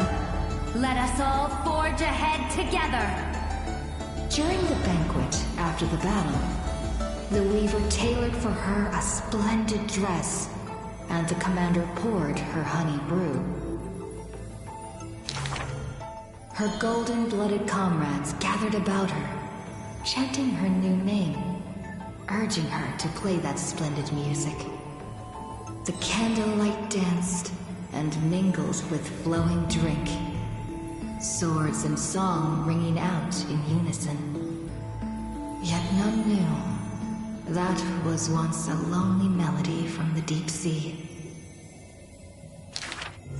The music of revelry continued for a long time, until the whispers of conspiracies were buried in the songs, until the roars of lethal struggle shattered the music. Legend holds that they who bear the weight of a pillar shall one day return to where it stands. Those who tug at the earth shall end amongst the mountains. Those who sow dawn and dusk shall remain eternal in the sky. And she would once again return to the pitch-black sea. And she would once again sing her music alone. The bountiful ocean, with the banquets of bygone days, stir as futile bubbles at the bottom of a glass. Many years later, the song once played by that swordmaster was played by future generations in the Holy City. The people knew the demigod of the seas was still a noble captain. She possessed peerless swordsmanship, and the song that is passed down through the ages. It was just that she had long since vanished. Guests at the banquet sometimes spoke of her, but it was only a prayer between their cups. High ceilings, melody of the waves, bless our night that we may drink deep and dance till dawn.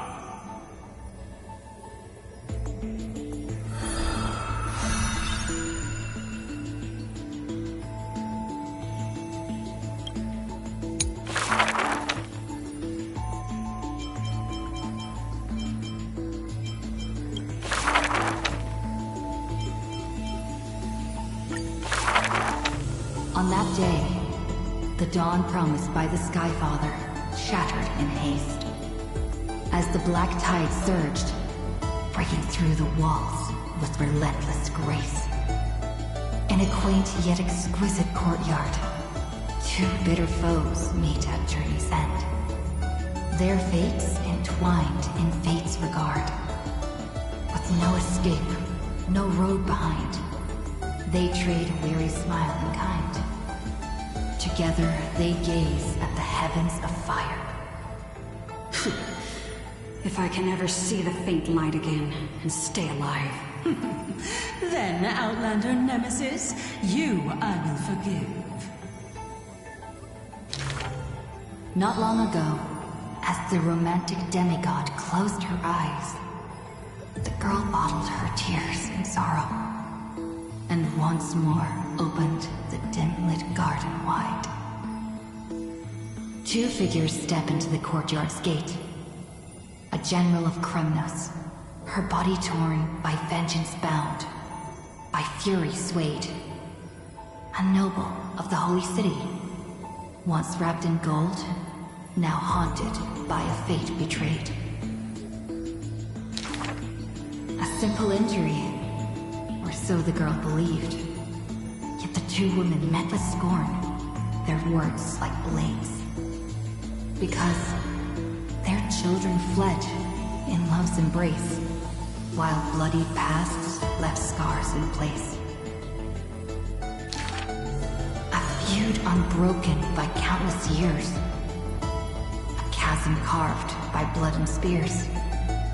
This was a sickness beyond the girl's touch. Just do your duty as a healer, girl. Family feuds are like sunlight and storm clouds. They cannot mend. At last, the girl saw it clear. The courtyard's birth in days of yore was born to mend the rift of dusk and dawn. Then I will make every effort to have you cast aside your difference in this faint light. Before long, the general's wounds were healed, and the noble's worries gently repealed. Yet when their gazes met once more, the loathing within remained unswayed. The girl then spoke the tale of her skykin, of a grandmother's sacrifice, a father's flight from within, of ancestors who descended, leaving their feud behind. Their hands in hers, she held them tight, yet flames of hatred burned too bright. She did not waver or despair. She just smiled and gazed upon the sky. I will use my own fate to prove to you. The courtyard, once bright, lay steeped in night. Hanging blossoms and wind chimes, all swallowed by the black tide. The general raised her spear for the noble's sake, while the noble whispered prayers for the general, gentle as a lake. If I can ever see the faint light again and stay alive. Then, Outlander Nemesis, you I will forgive. The death they awaited never came.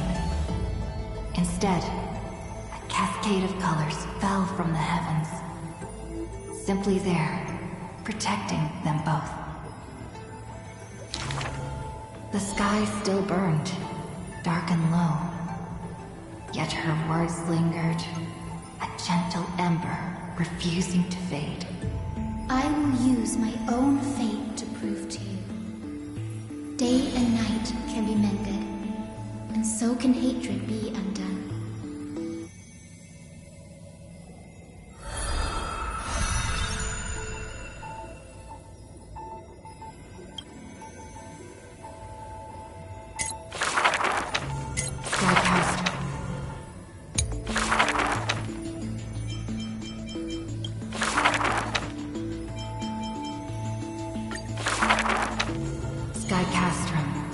Its ruins, like a blind and weary eye, gazes upon the earth in its dying sight. Alone, the girl remained upon the battlefield. No time to shy from the searing gold, no will to wear her usual smile. She fought her way to destiny's edge. Of the crumbled mural, but one piece endured. A corner portraying the day thunder night, dazzling in blaze. She placed her hand upon the mural. Pain seared through skin and bone as the picture claimed her within its lines. Nothing is mightier than the sky.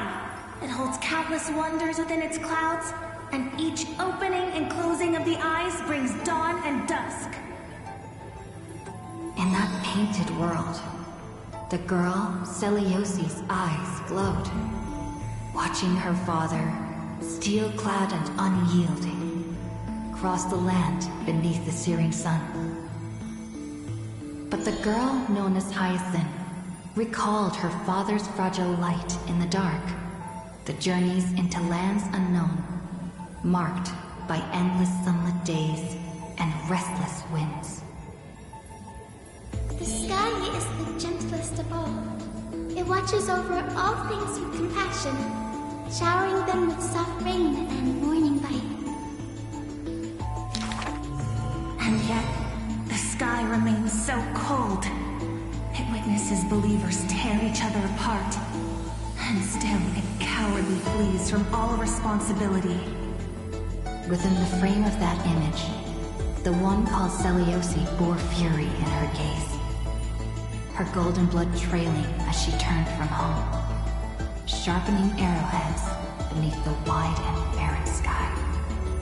Hyacinth remembered her grandmother's song. She recalled her prayer to Aquila before her grandmother's journey, and how bitterness followed her to an unknown land. The sky is so lonely too, forever distant from the world beneath. It watches every sorrow, unable to intervene. No. The sky must be merciless. It must scorch the wicked, temper the fragile, and pass divine judgment upon all human wickedness. Within the mural, the girl named Celiosi became the divine eye, gazing down without mercy, a titan passing judgment upon her own kind. But in memories deep, Hyacinth heard their call, the golden threads that shielded all, the burning sun, vast and unyielding, carrying the weight of all the world had known. No, the sky must not forsake kindness. Through its boundless embrace, it carries the core flame of hope for humanity. The sky, it's so dark, so cold. In the depths of memory, the girl named Celiosi pulls her knees to her chest and trembles. Then please, come sit in my courtyard. A gentle ray of light seeped through. The celestial mural now fused anew. Once more, the land knows favor and boons. The girl who has now become the sky takes the hand of the girl who once was. I want to tell you the secret of the sky's greatness. Whenever the anguished earth looks to it, it always offers a smile in return.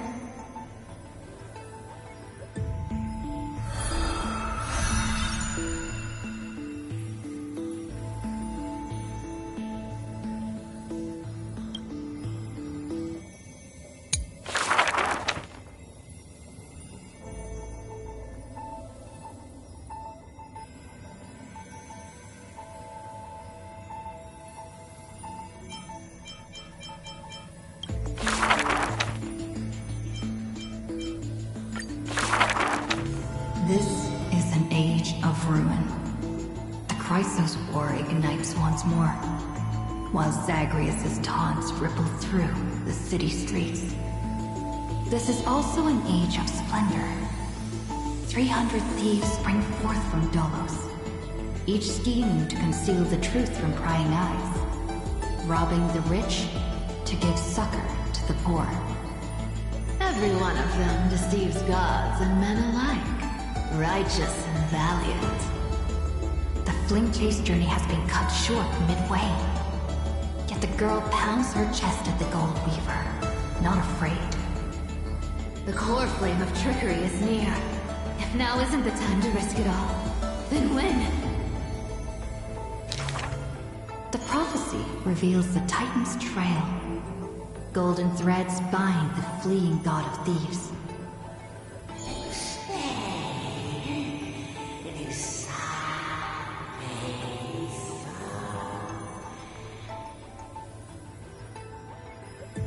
The young girl flashed a grin and walked towards the god who was pretending to smile. I once vowed to the god of thieves that I would force trickery to reap what they have sown. The Titan whispered from the vortex, the god of trickery's earnest plea. They made a promise to the girl who entered the trial, that the whole world would be bathed in light. No more lies and deceit.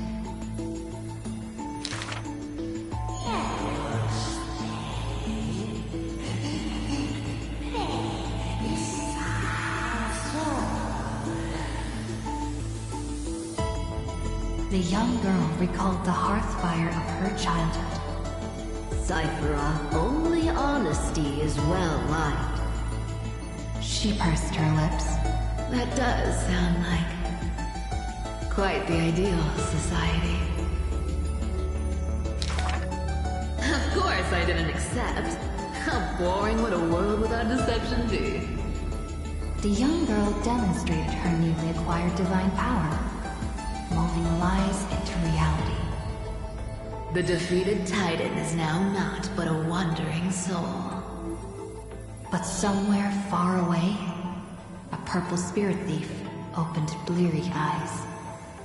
They had forgotten their previous life as a Titan, and remembered only the girl's crafty message.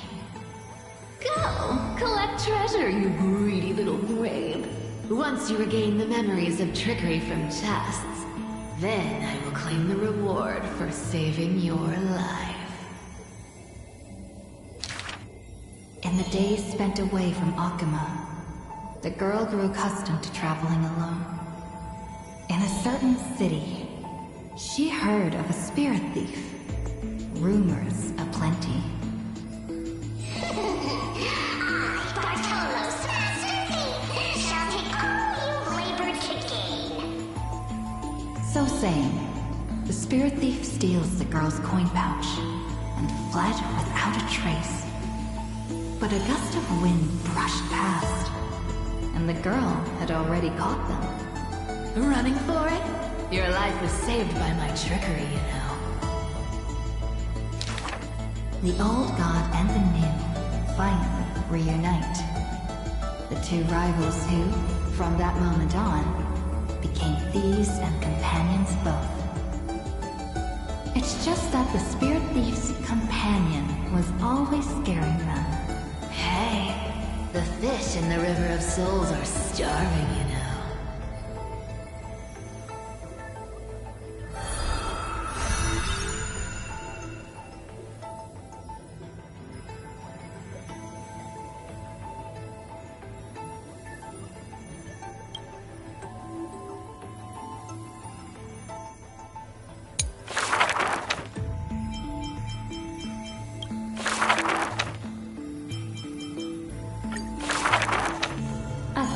reveals a few lies.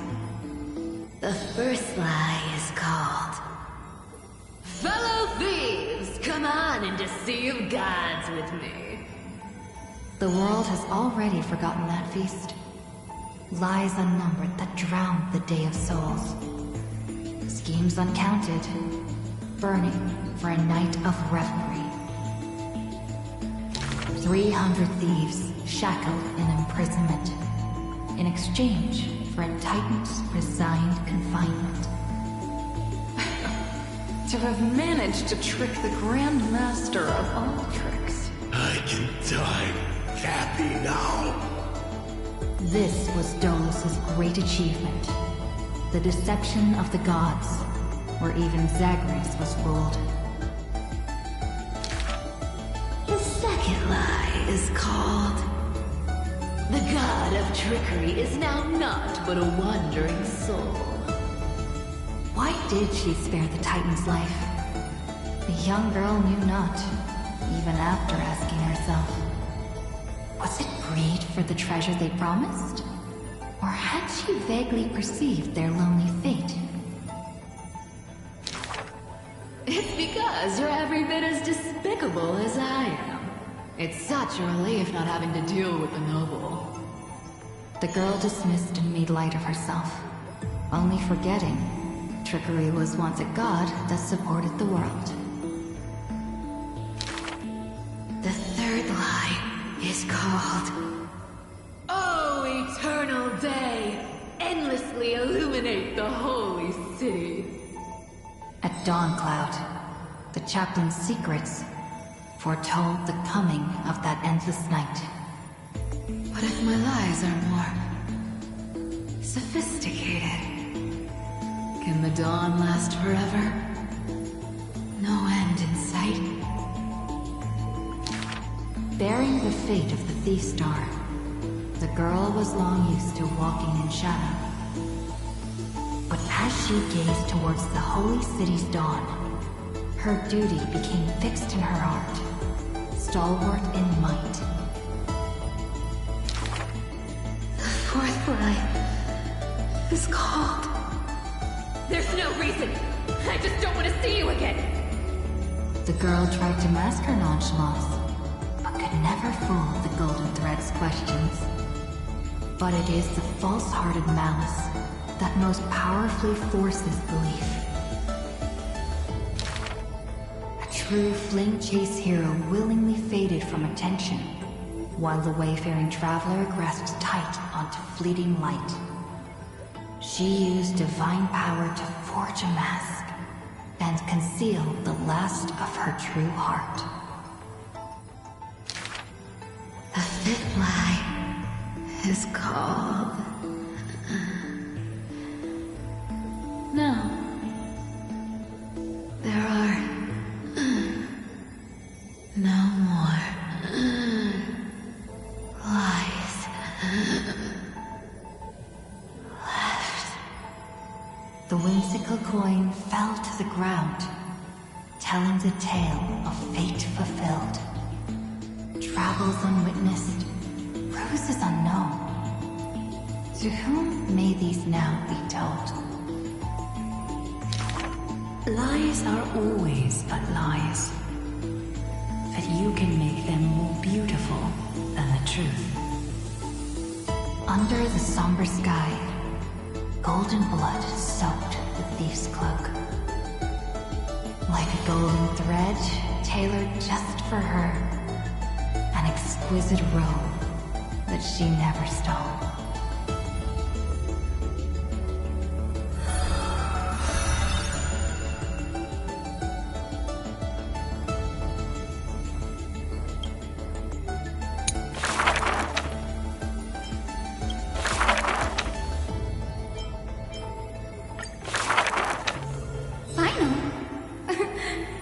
You're more suited to being a teacher's assistant. There was once those who misunderstood his alias. Final. An eventuality for students. A test for knowledge gained. It may bring wisdom to light and illuminate efforts, but the word's more common meaning is nothing less than the end. That's quite ominous. The man pretended to be surprised and responded with a smile. Though it does dovetail with our destiny. Laughter resounds. The man walks the land, leaving footprints filled with joy. Despite the weight of the past, he can always laugh it away. Those nearby glance at each other, unsure of how to respond. Perhaps I was just born easygoing. His explanation is just as carefree.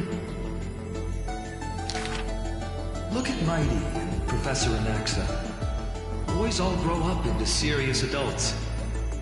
But as long as I keep smiling, Akuma will always have an upbeat, shining young man.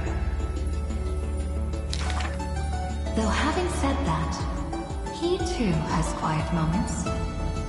Each time he gazed long toward the coming dawn, a smile remained fixed on his lips, paying no mind to anything else. His eyes were painted with the azure of the sky, gaze fixed on the Titan bearing the world. I was just imagining. He explained his own trance in a comment. Kefali too was once in mortal flesh and raiment. Now, when the man comes with sword in hand, there is no need to doubt he will swiftly win victory. But his smile is pure.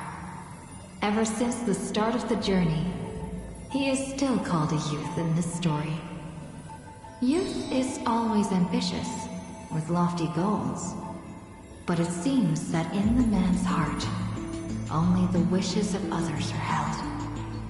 Apart from the ideal of deliverance, what do you have left? The golden-haired friend once asked him so. He remained silent. Then, as he was wont to do, he simply smiled. As long as I don't ask for too much, everything will unfold as desired. In Amphorius, untitled statues are a prevalent sight. As for the inspiration behind these statues, they are said to be the clay figures that Kefali made at the world's creation. They made clay figures in their likeness, bestowed upon them the breath of life, and allowed the golden divinity of their blood to while realizing the sorrows of this world. But that sorrow was, in the end, only the sorrow of the world. Nobody ever cared what lay behind the smile, what the clay figure thought.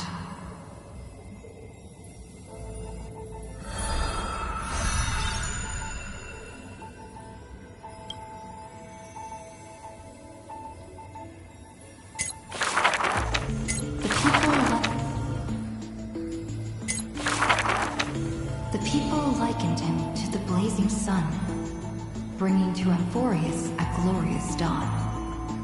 And for his part, he embraced their expectations, being willing to become the perfect vessel. Like that god who shouldered the world, the man never cried or frowned. Yet, he is not proud of his resolve, for sometimes he even avoids the funerals of the departed, only out of fear that he cannot cry for those in pain. He once sought out emotions of sorrow and walked with the lowliest of people.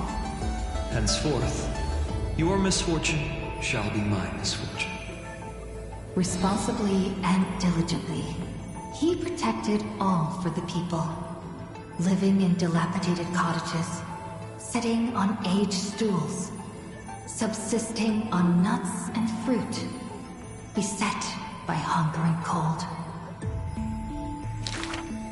The people thanked him for his grace, like a hearth warming winter nights. The man's presence dispelled the cold, leaving warmth with promises of morrow.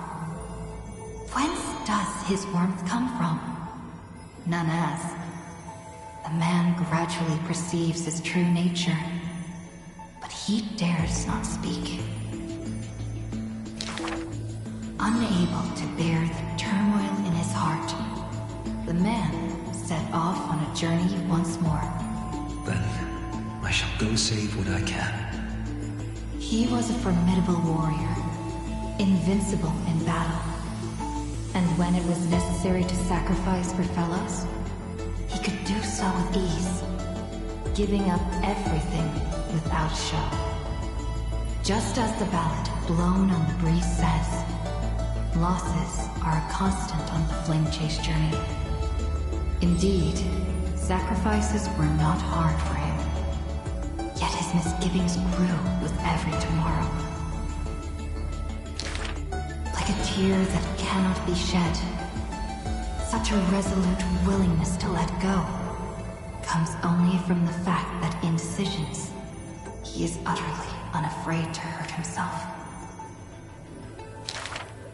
It is because you suffer that you are so much stronger than any ordinary person. There were also those who could understand him. Among them, the Crown Prince. But he smiled wryly in response. Perhaps everything was just human nature. Yet his misgivings never dissipated.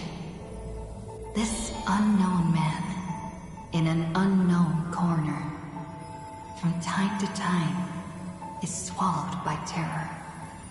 Could it be that, unknowingly, path I walk is by no means the correct one? Fearing only that the greater the burden, the more the mistakes. The road trod by heroes need not be that beset by thorns. Finally, at the terminus of that road, in a desolate, empty place, the man's arms tremble. The power is beyond control, savaging all around it. This is the end of his road. But perhaps he had long foreseen it, but was doomed to be powerless to change it. I am willing to shoulder this world. That is no lie. But before the tears could flow, they were vaporized by the heat. His light blazed brighter than the sun, but beneath it, there was but cold destruction. The nameless hero, Kazlana. He had never loved himself. Why would he love this world?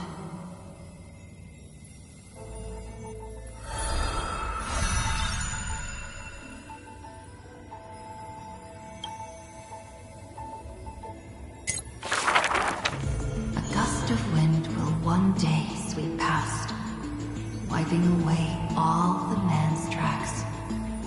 Nearly every footprint was stamped full of the fury that filled him. That humble youth faded away with the flames into yesterday. The first ray of light to pierce the long night was brought by the burning man. But the body that bore the weight of the world was forged by the fires of wrath. Rage is a crafty emotion. It changes its face, concealing itself within the man's life. His friend fought blood-soaked battles, so their people would need fight no longer. But every victory in battle he gained left him neither satisfied nor proud, only with the indifference of emptiness. You must be careful. Duty does not drive you to wield your blade, but hate. His teacher kindly reminded him thus. And behind that hatred, you seem to desire the destruction of the self. But what about his joy? Was that too merely a phony disguise? He who once laughed amidst the crowd, day after day, as though it were second nature. No. Even though he knew not the meaning of love, that happy past was not a lie someone wove. But now, even those memories have melted into fury.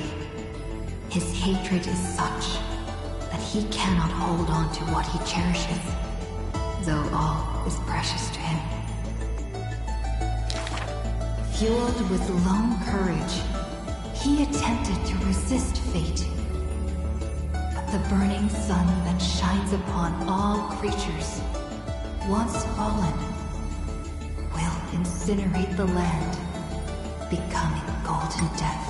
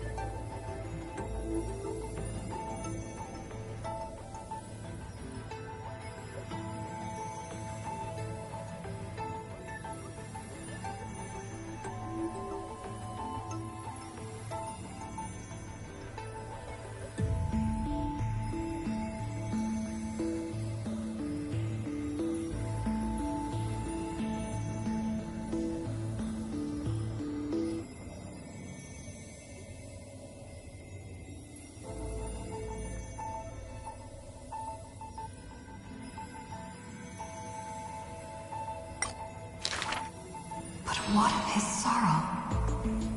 Indeed, the man could shed no tears.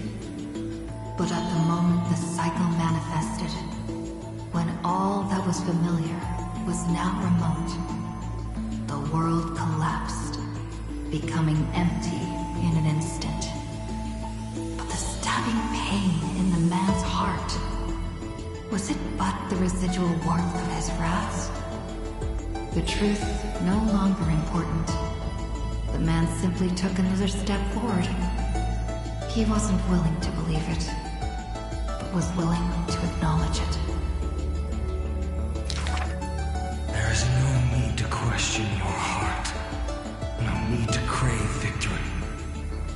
If I am born to be a vessel of sin, then I shall roar at evil, and together with it burn. In the endless cycles, there were some moments when the man felt everything dissolve like a dream. In that dream, he would awaken again and become once more the boy who loved to laugh. But were he to open his eyes, the fury would cast a shadow.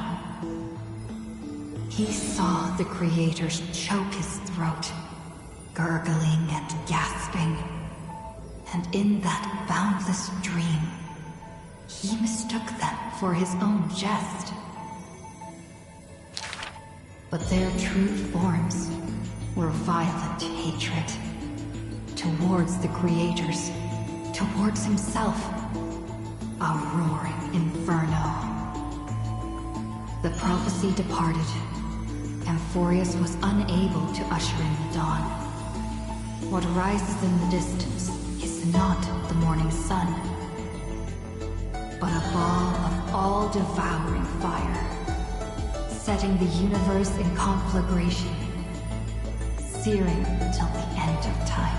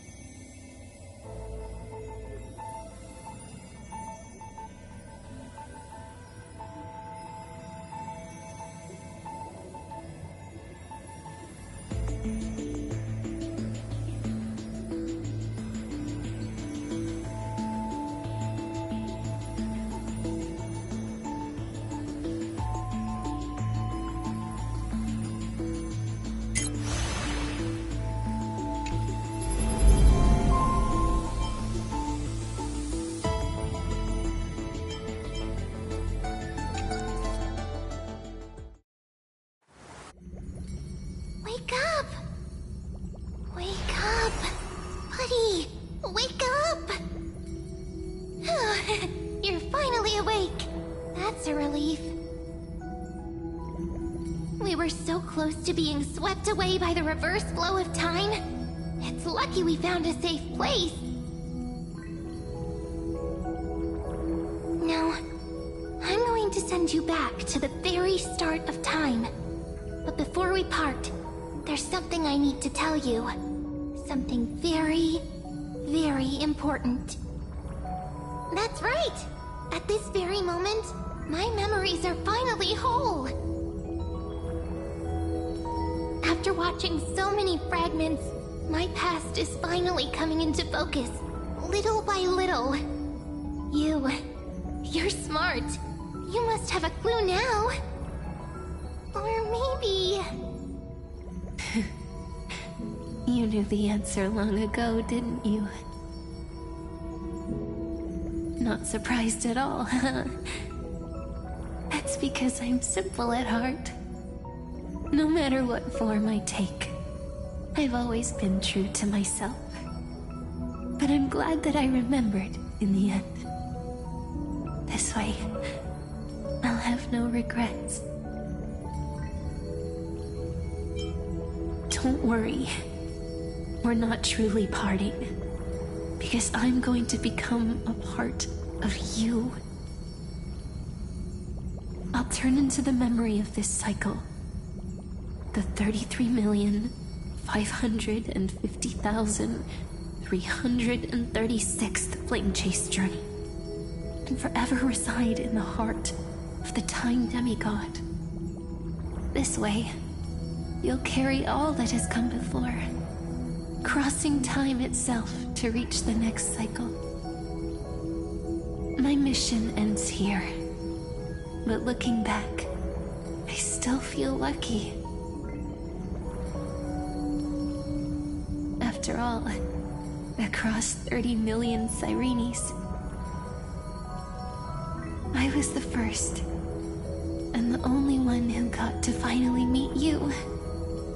So, believe me, in the next cycle, there will be another Cyrene waiting for you. And in the one after that, and the one after that. I will always be waiting.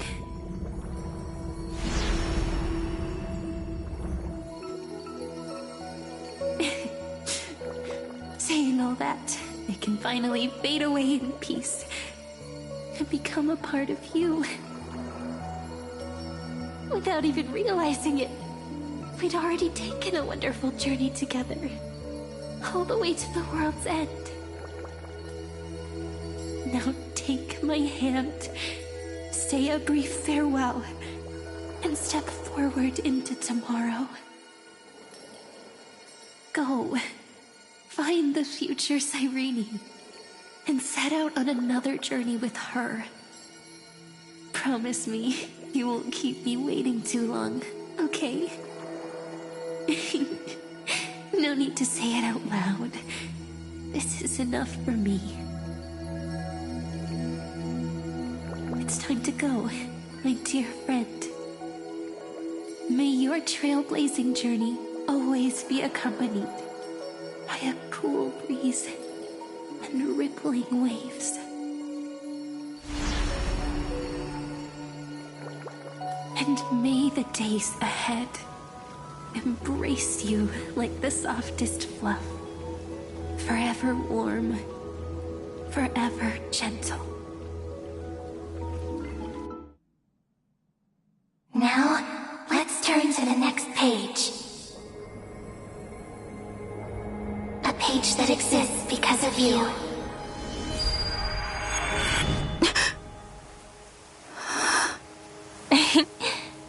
Is this a meeting ordained by fate?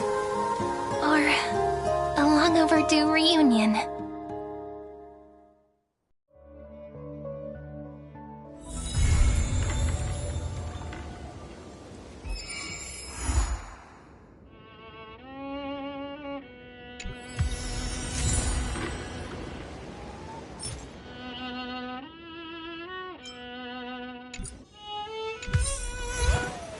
I will walk to the end of all your wills, no matter the cost.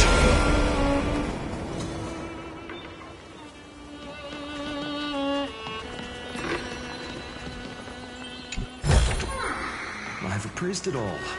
No thanks.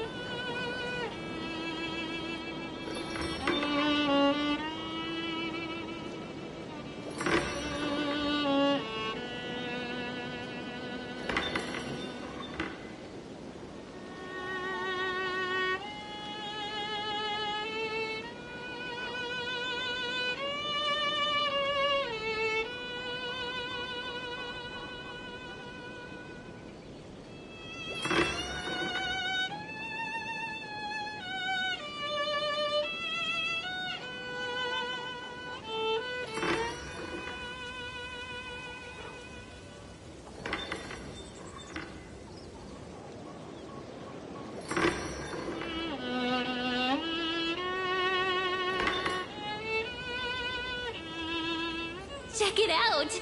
Doesn't this scarecrow look just like you? I spent ages observing just to get it right.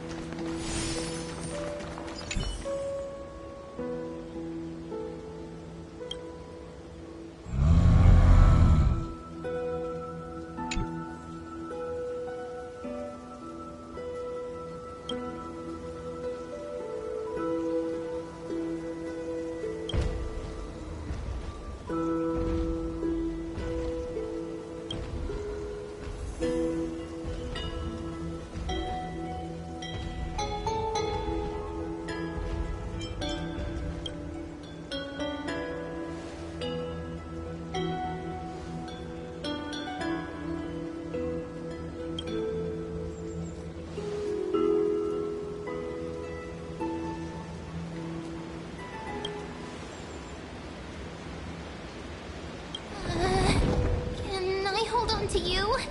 The Tromus won't suddenly jump up and fling me off, will it?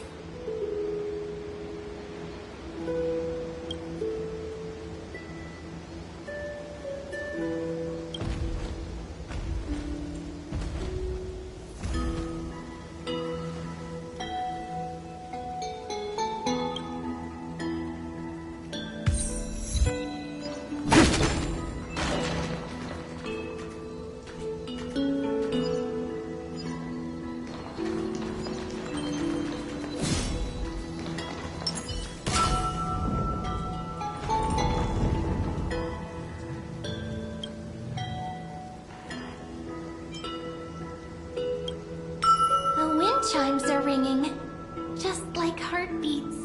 It's so romantic.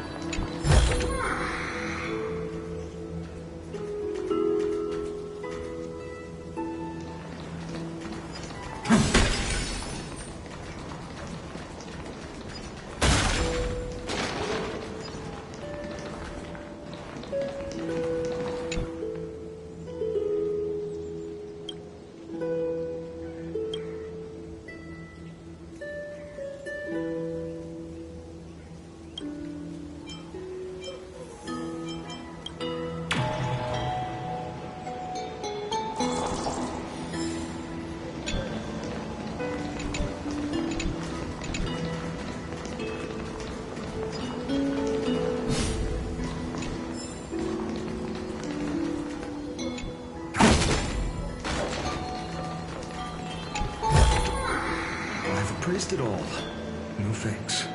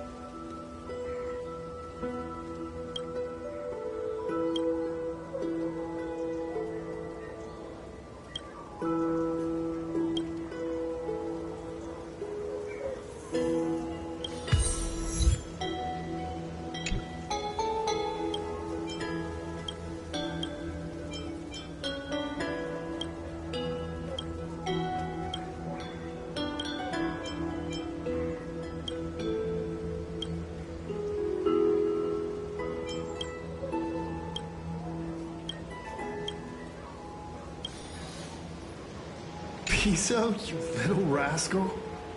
Bet you're goofing off somewhere again.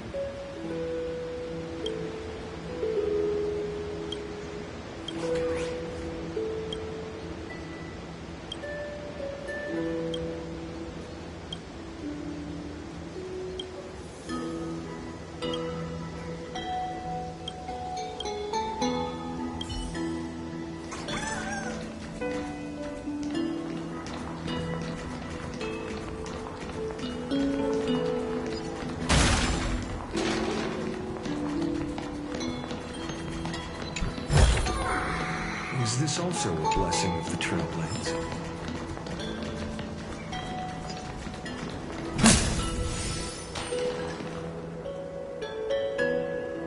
Those little scamps, I swear.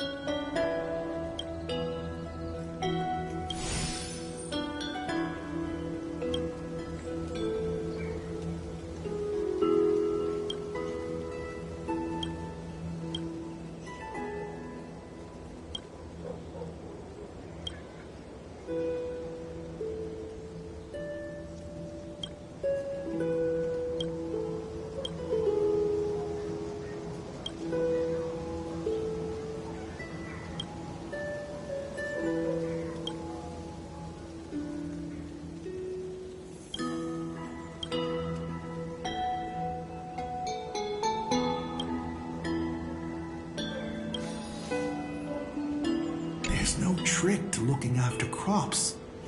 Just have to have patience.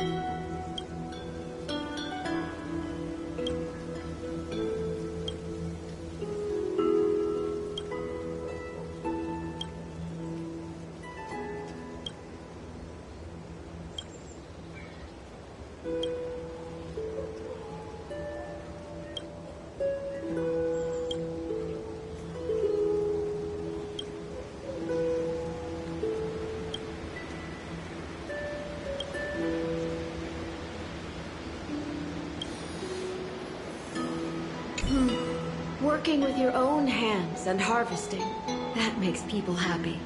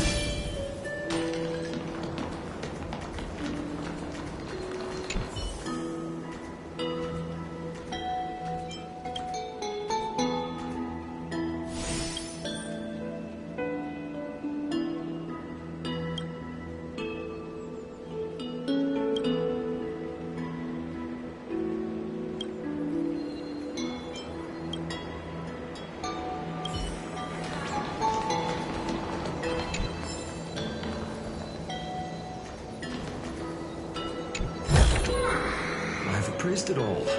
No thanks.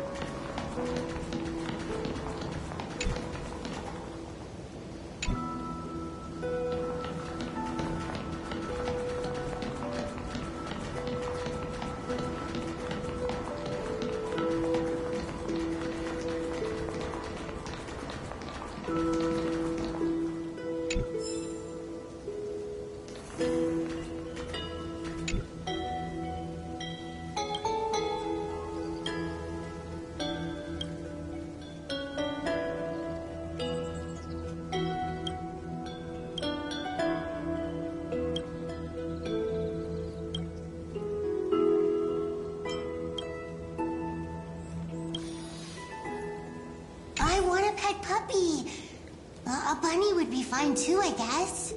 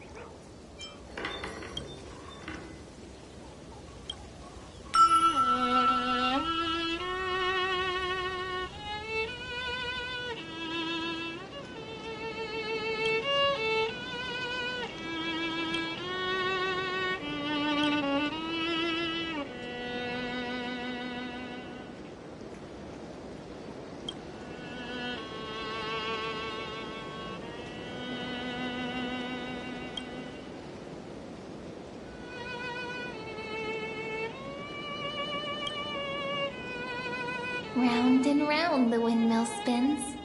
So slow. Oh, so slow. So slow that it's like even time it.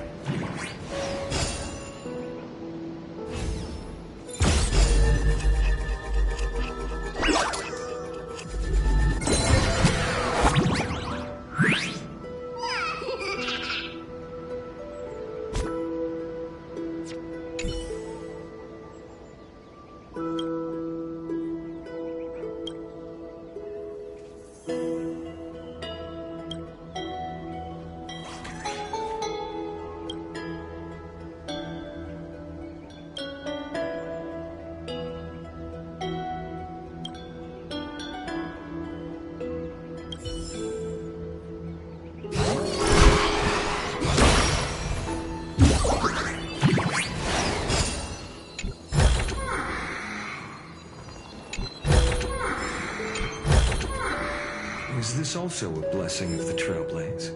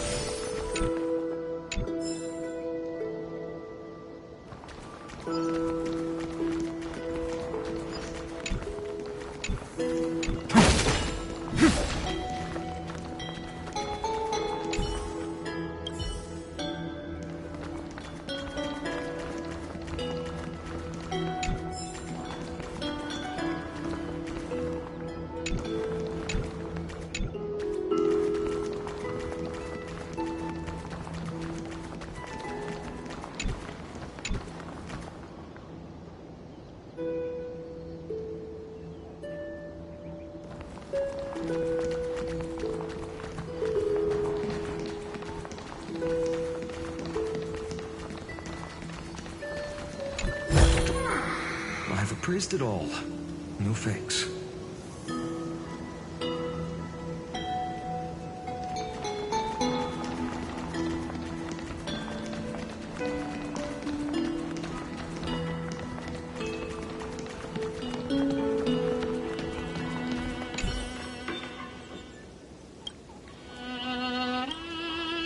Soft and snuggy baby seal, splishing and splashing about. All chubby and pudgy. They're just too cute.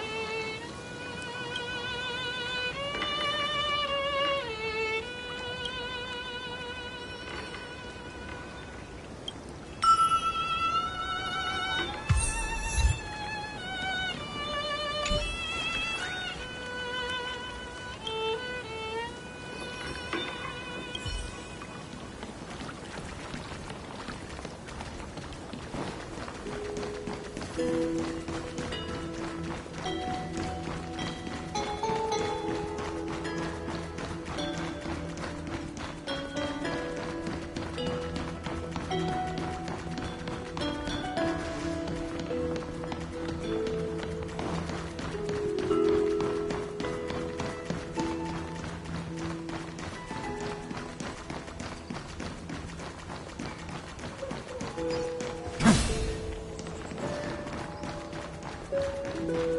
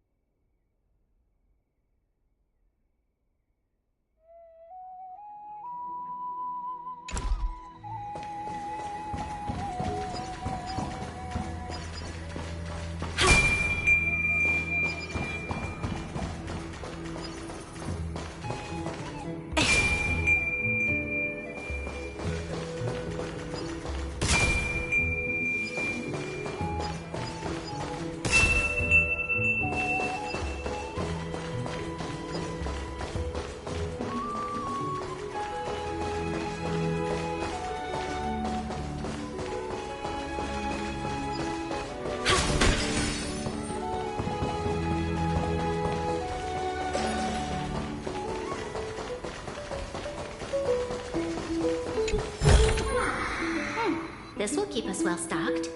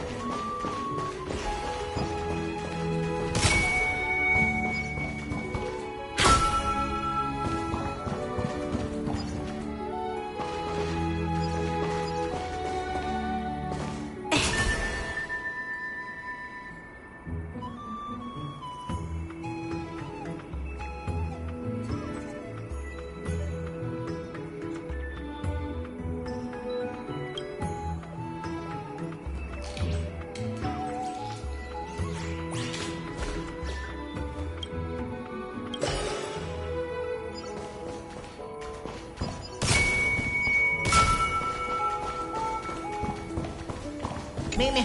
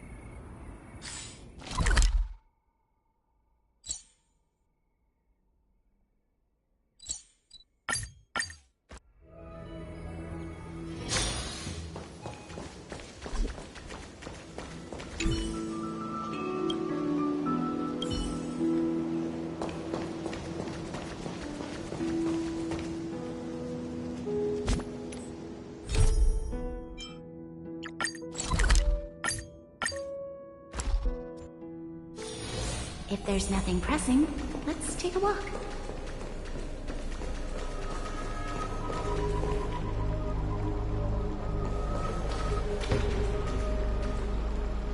I'm so parched.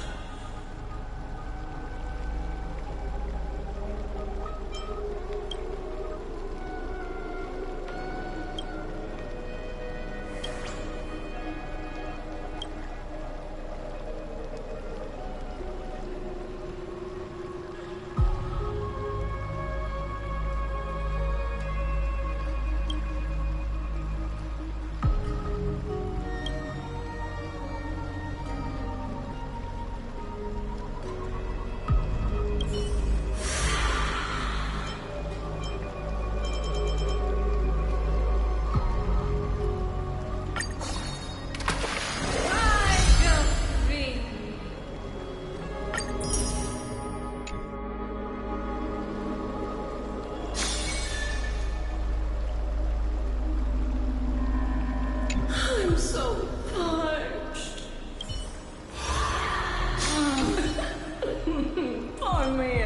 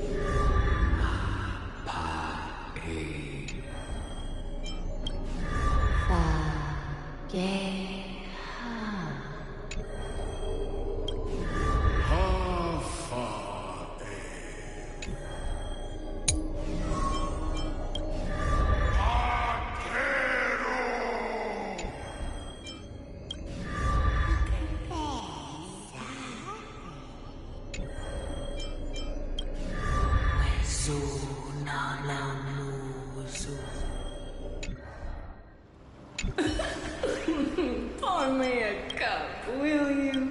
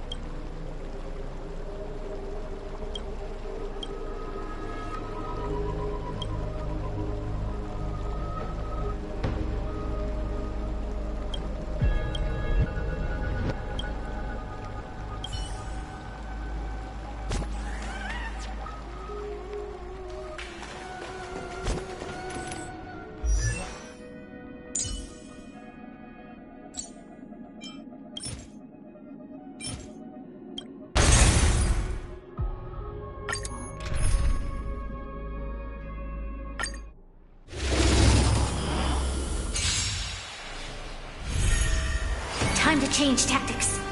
Lend me your strength. Tomorrow! Out, farewell! Get them! Fiends or devils! I'll crush them all! To guard and defend! Crush them! Watch over you. Guide you on your path!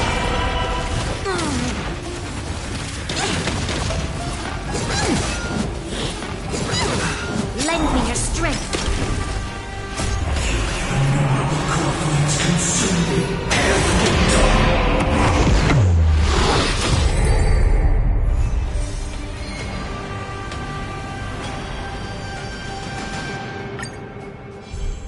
Lend me your strength. Future will come! The enemy is before me. Watch over you. Guide you on your path. Tomorrow! Get them!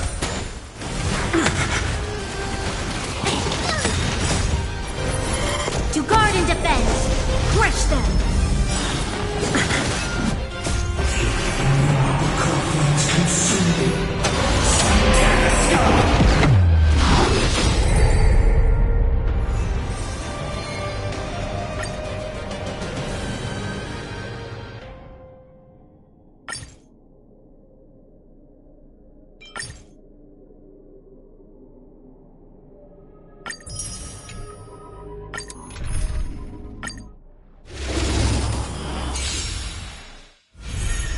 Lend me your strength. The future will come. I doubt farewell.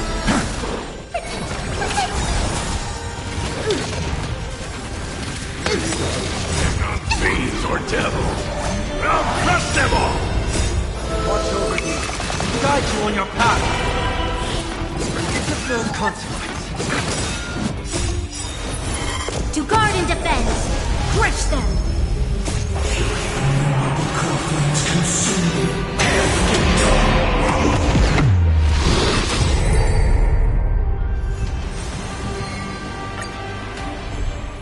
Lend me your strength. For tomorrow, serenity is before me.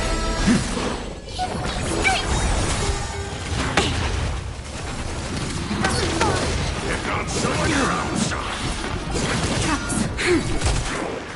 Doubt farewell. Watch over you, guide you on your path. The future will come.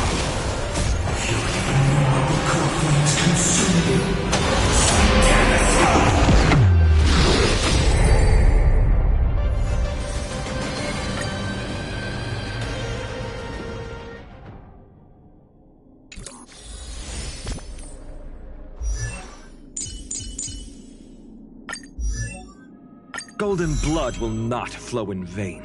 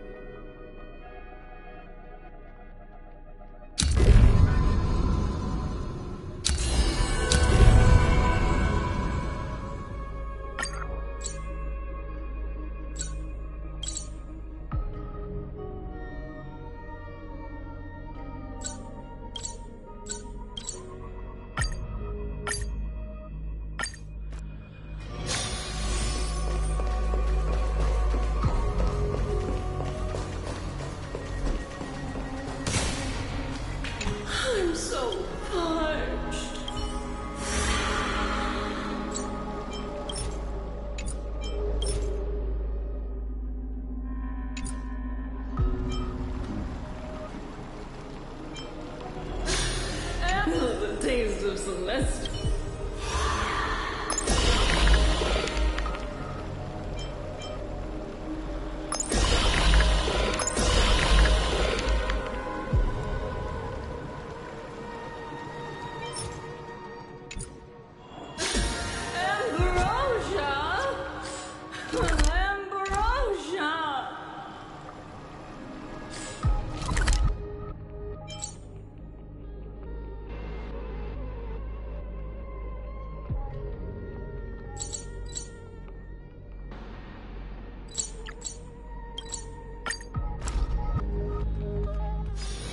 If there's nothing pressing, let's take a walk.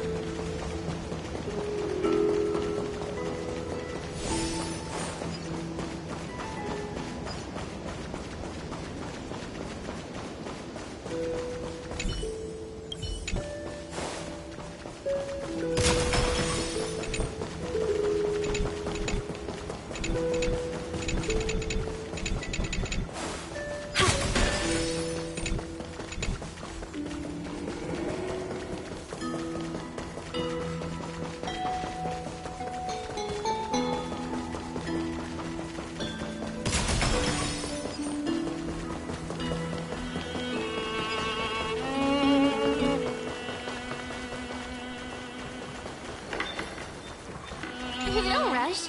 We've still got all the time in the world. Just take it slow. Time will stop for us.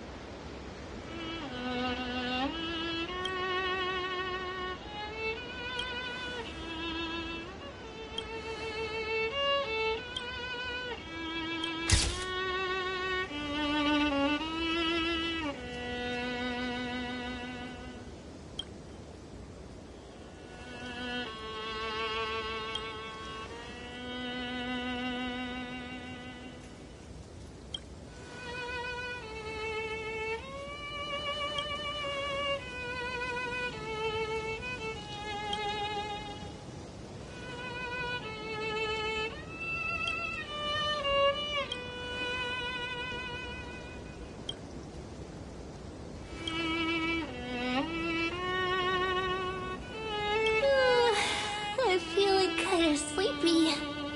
Time for some shut-eye. See you in dreamland.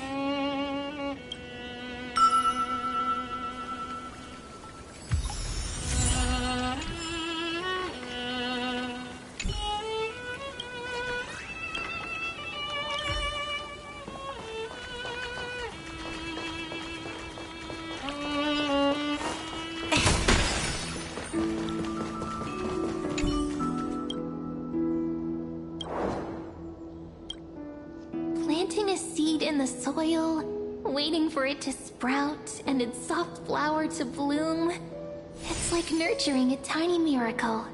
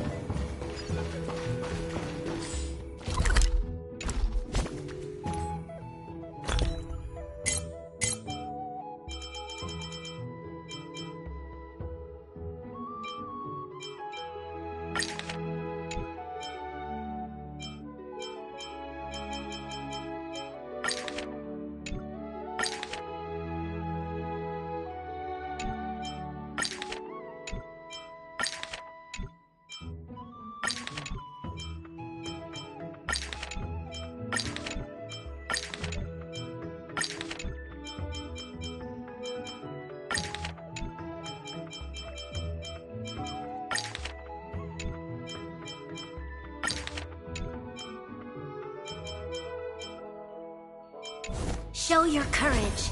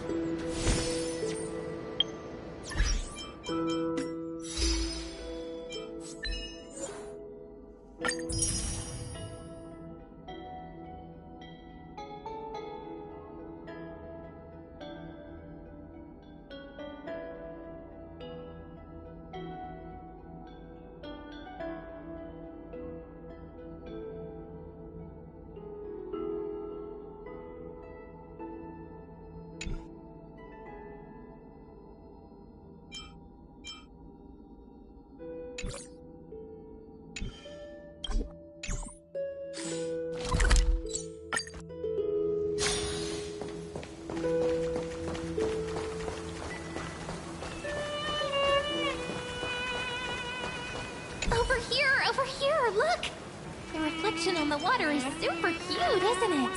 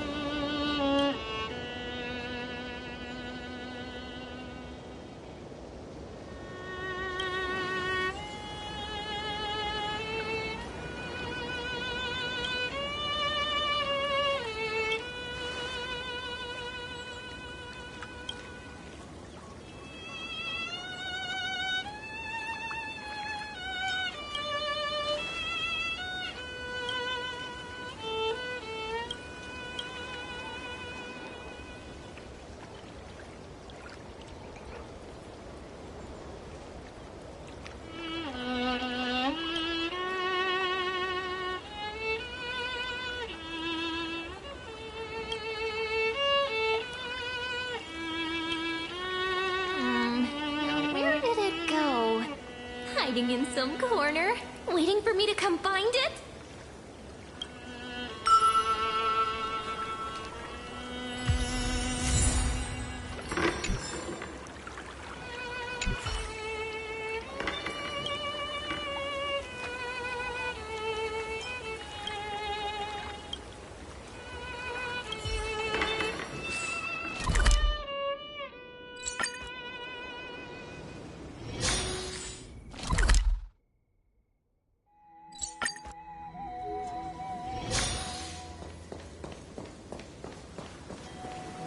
flowers for you.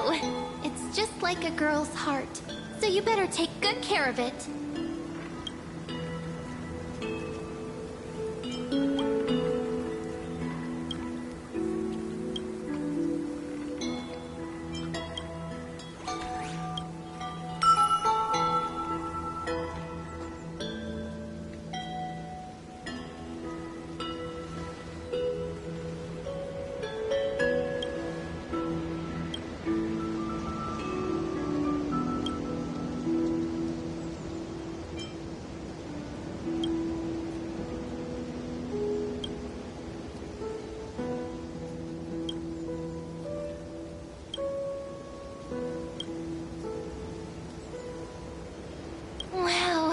The breeze is so pleasant.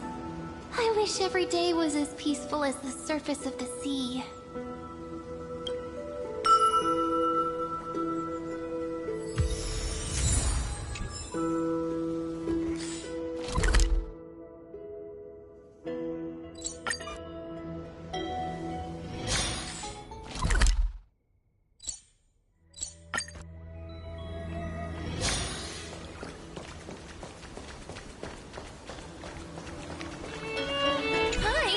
I'm so happy to see you.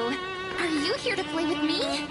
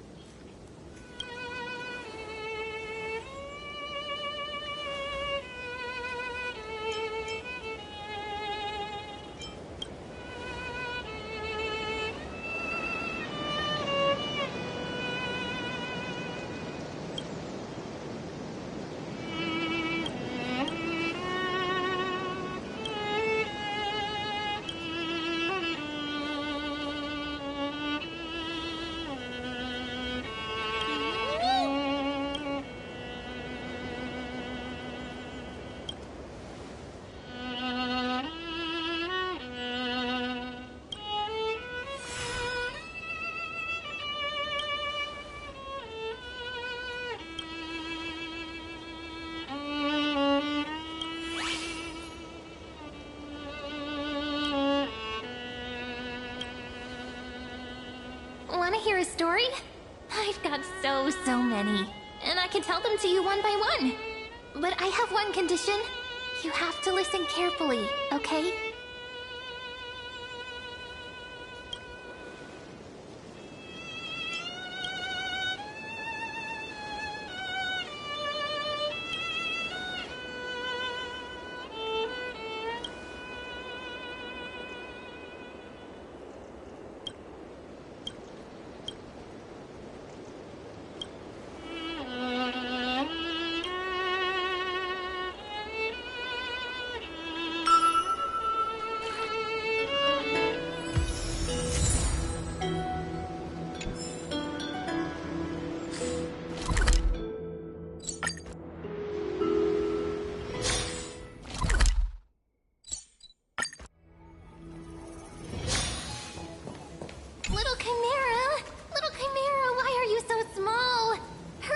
Grow up so I can see how cute you'll be.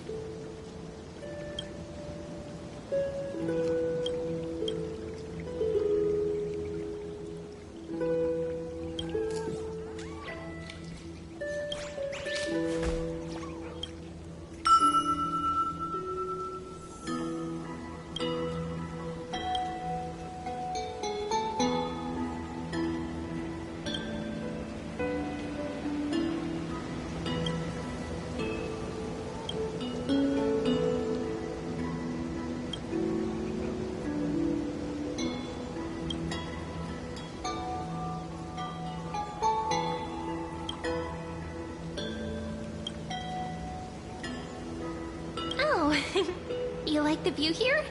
Then let me get a good look too, so I can remember the places you like.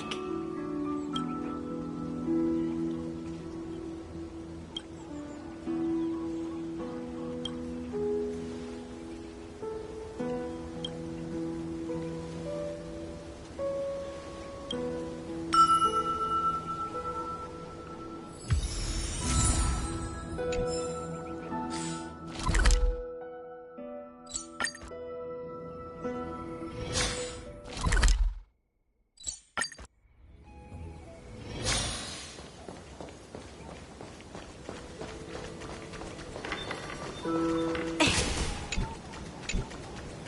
rush. We've still got all the time in the world. Just take it slow. Time will stop for us.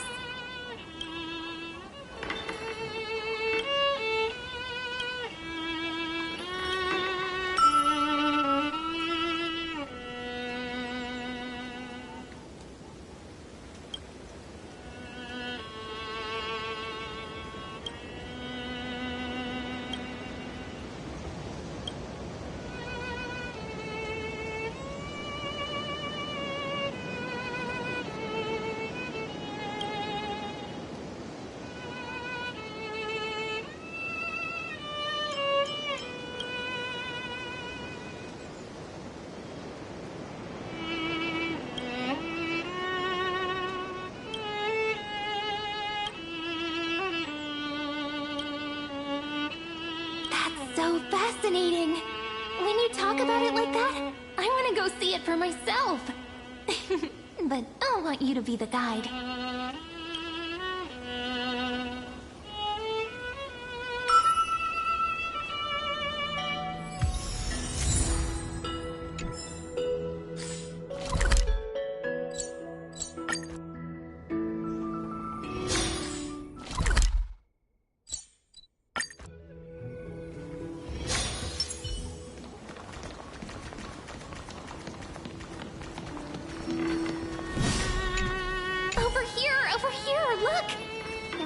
On the water is super cute, isn't it?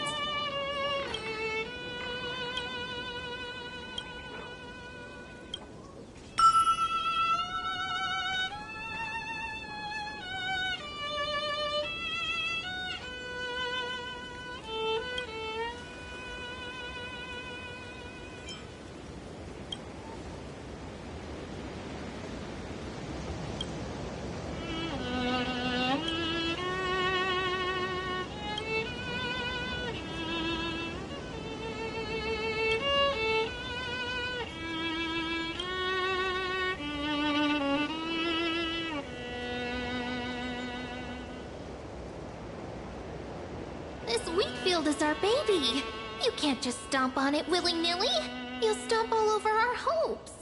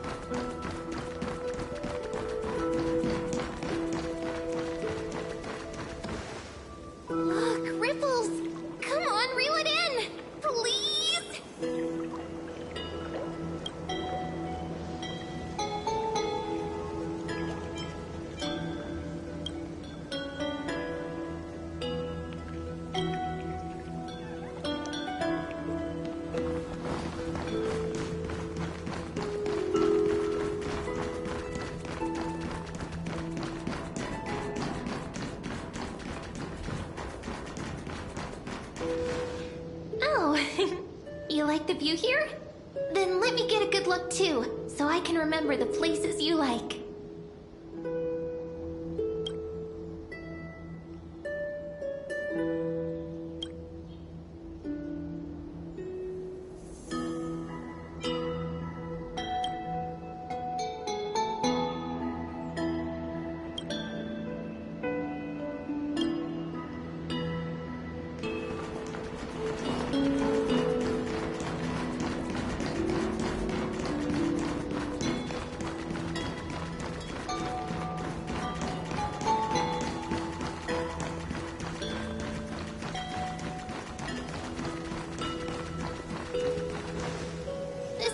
field is our baby.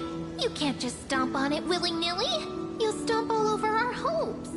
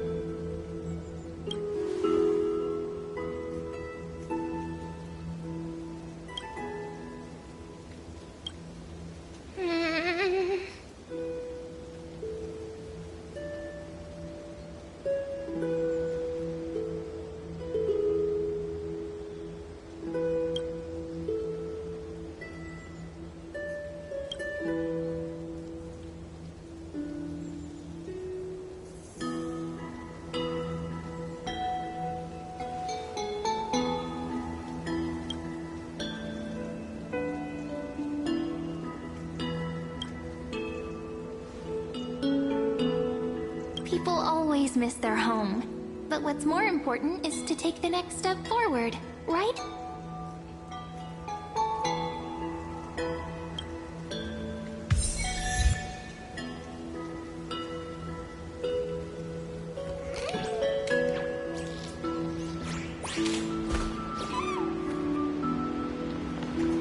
Do you like relaxing days like this? I love it.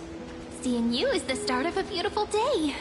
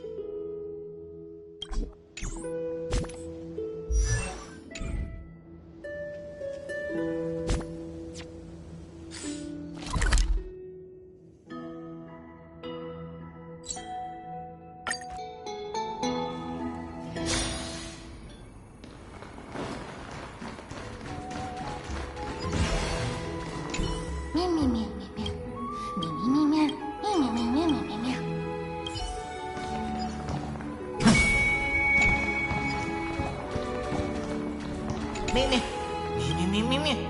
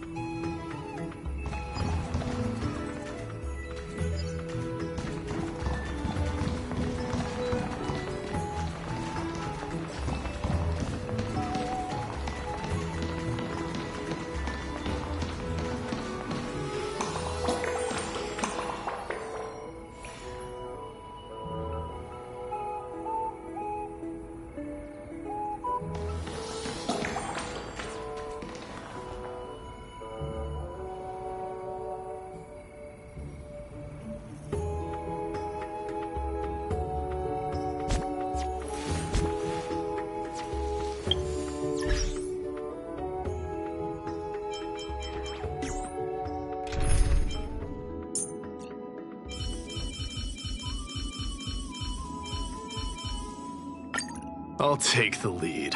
Just...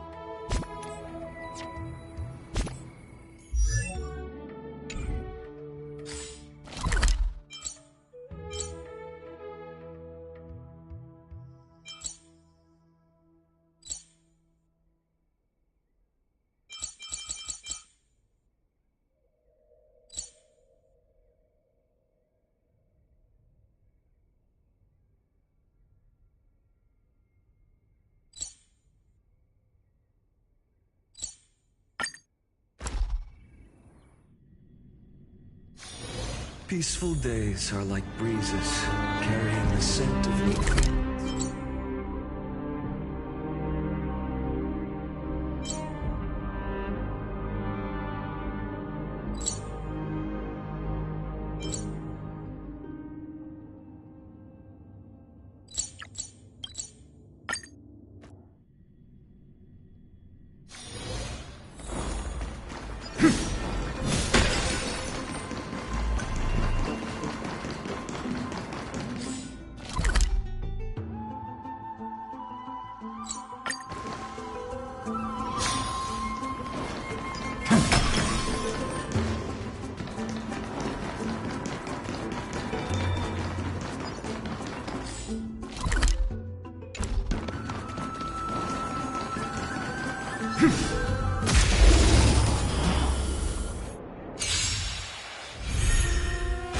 Before me. Show me your courage. Forever do it. I'm gonna hold everyone back again. Get them. You're mine. You're so evil. I am struck. Burn it all. Dying soul, face me. Now accept your punishment. Finish the move.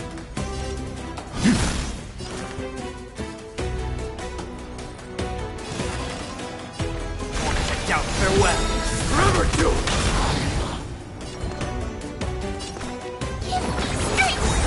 I can't tell.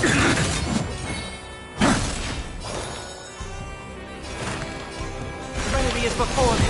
Burn it all. I heard the call.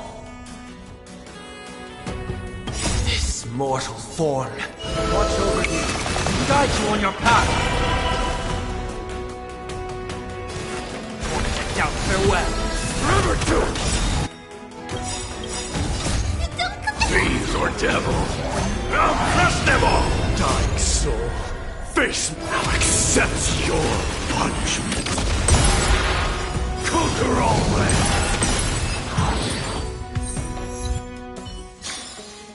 Amphorius will welcome the true dawn.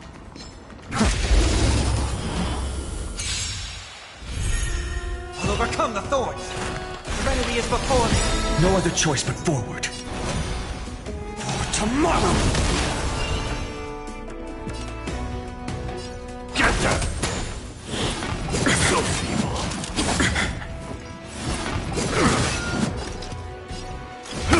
I've heard the call. Doubt farewell. The future will come!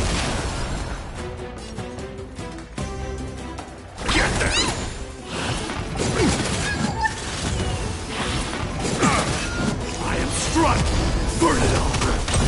Seek and you shall receive. Serenity is before me.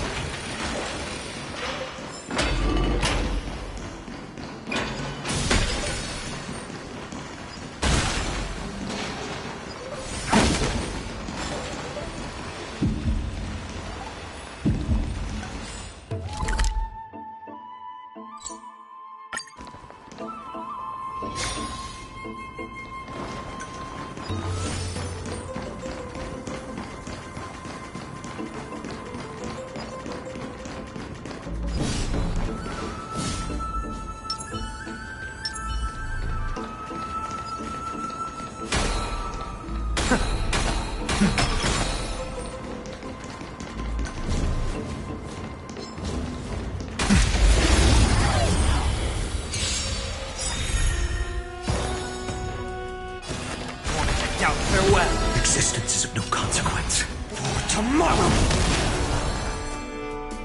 Get them! So feeble. You're mine.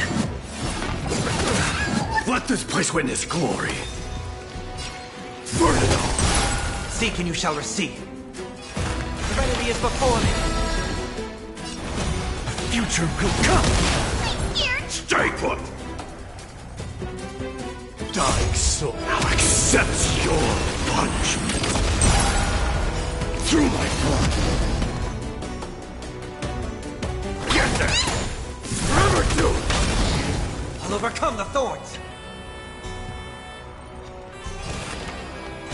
Doubt farewell. I heard the call.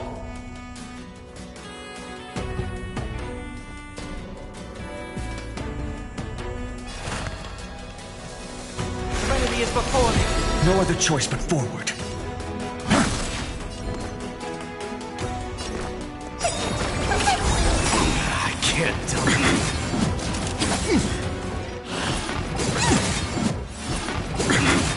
Burn it all! I'll overcome the thorns! I'm gonna hold everyone back and Get them! There's no consequence. Conquer all land! Finish the move. For tomorrow! Forever do it! I heard the call.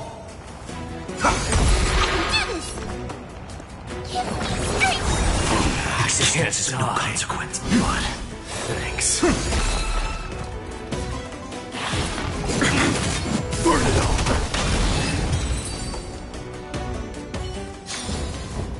Vast journey awaits. Venture and observe.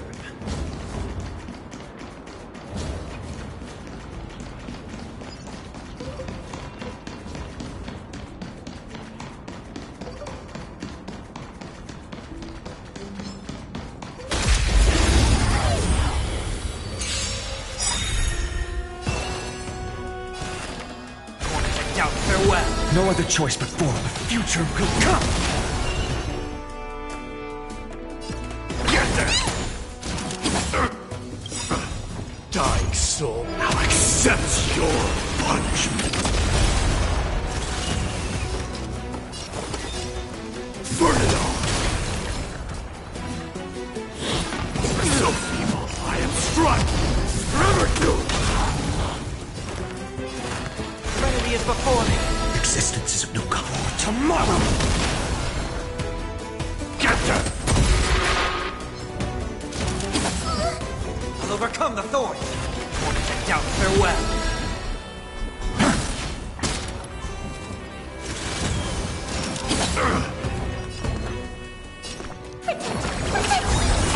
Burn it all! So feeble. Straight! I can't die, but Forever do it!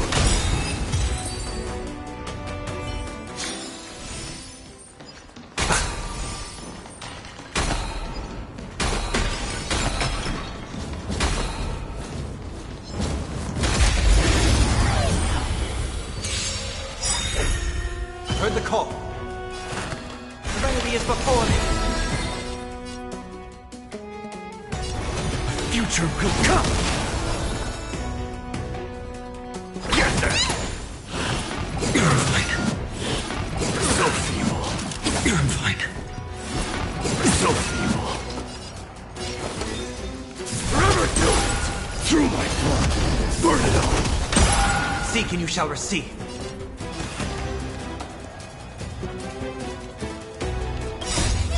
Fiends or devils, I'll crush them all! Doubt farewell.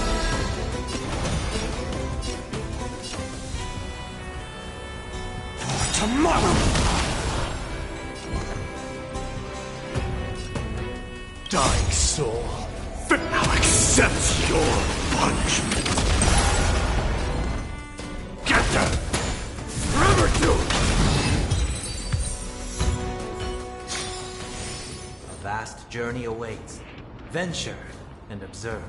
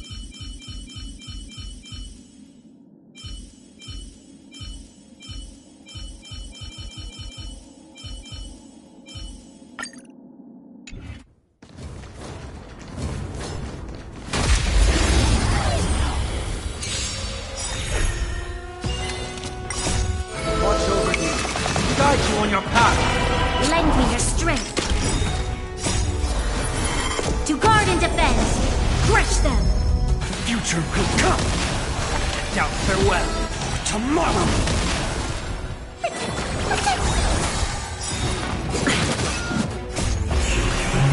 Corporates consume me every day.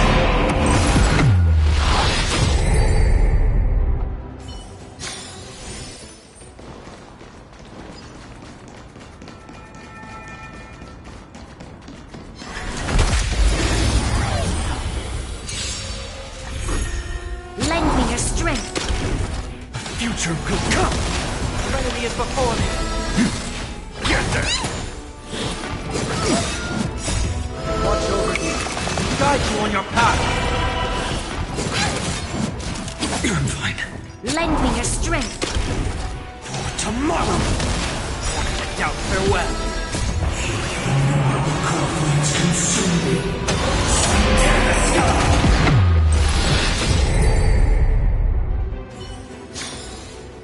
A vast journey awaits. Venture. Good.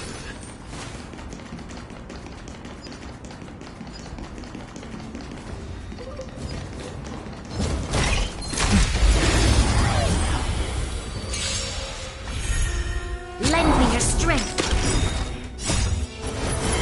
To guard and defend. Crush them. Future will come. Serenity is before me. Watch over you. Guide you on your path. For tomorrow. Get them! Fiends or devils! I'll crush them all! Corporates consume me every day.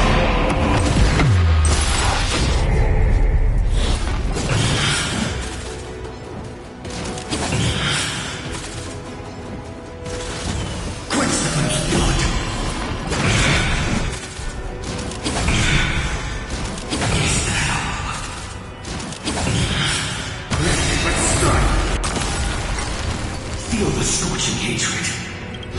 Listen. I'll never heed the fate.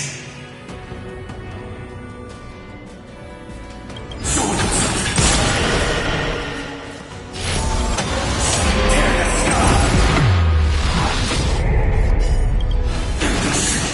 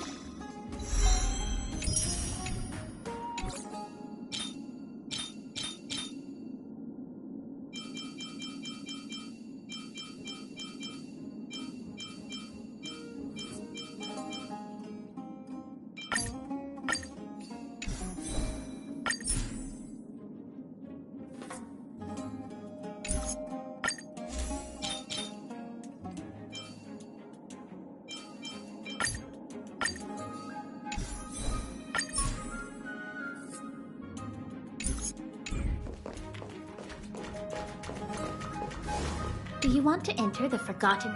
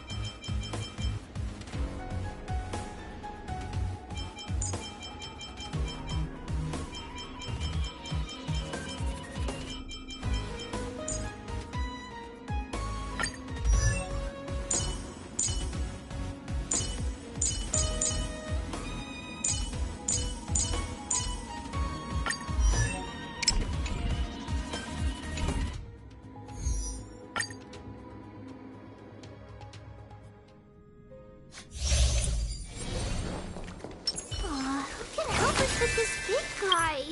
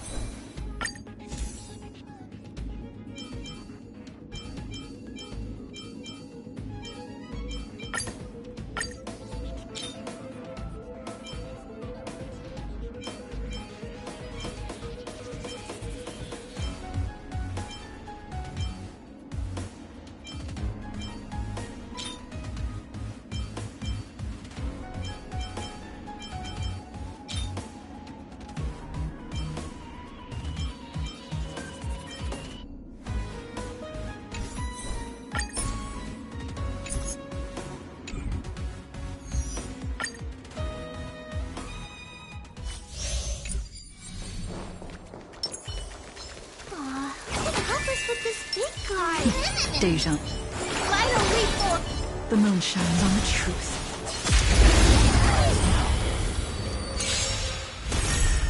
Let's try this other. I choose you. So make a win. Dispel the gloom. Restore the skies.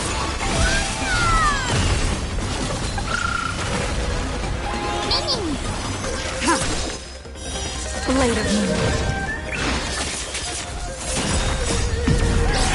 In lunar flame.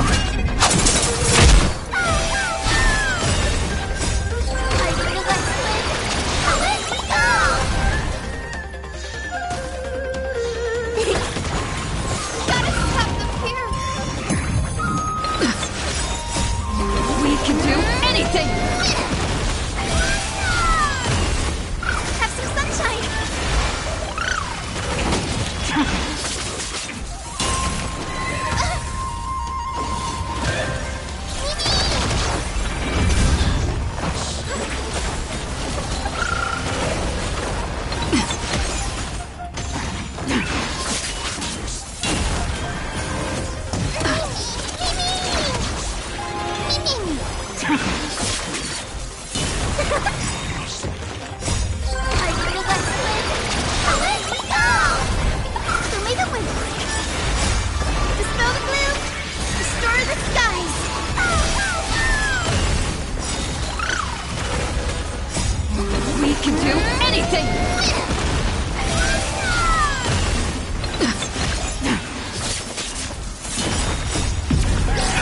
In lunar flame.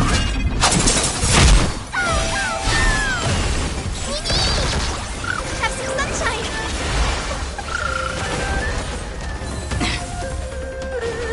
Try harder. Delivering warmth! So make a win!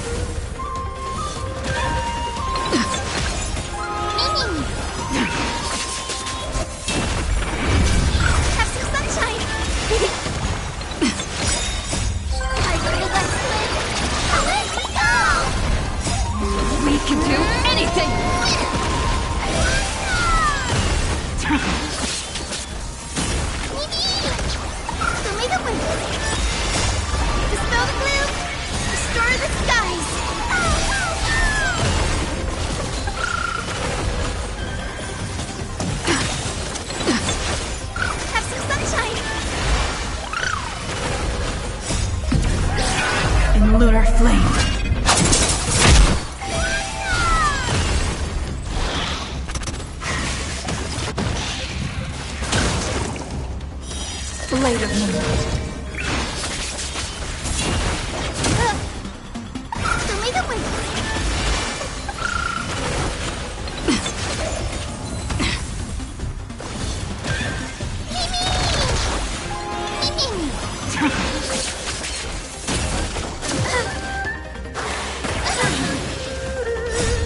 We can do anything!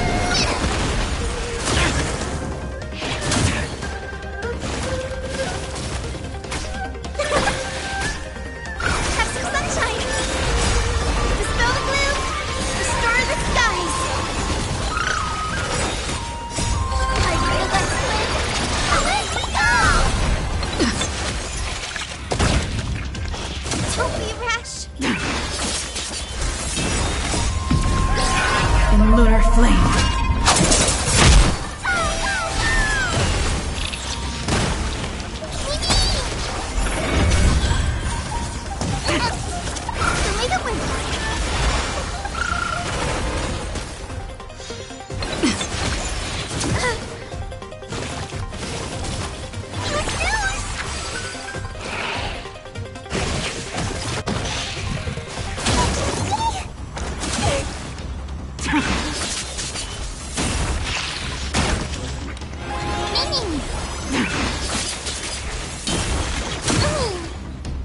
Have some sunshine! We can do anything! I feel like away we go!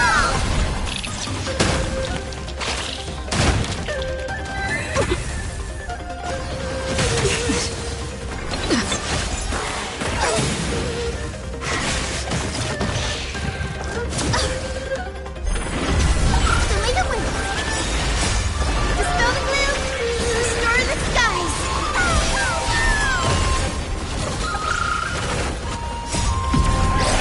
In lunar flame.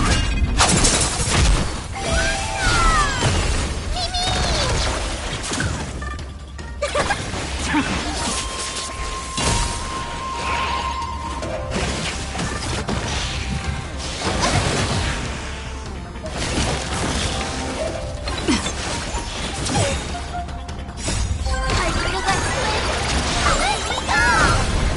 Have some sunshine!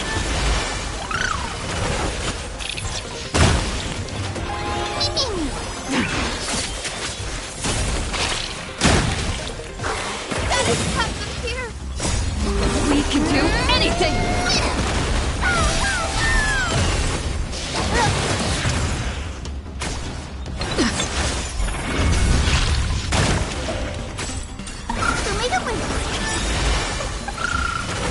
Dispel the gloom! Restore the skies!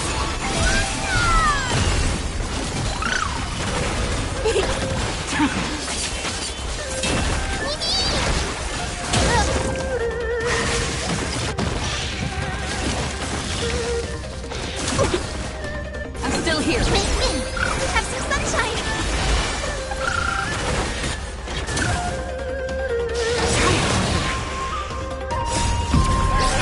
In lunar flame. That is tough up here! I feel like away we go!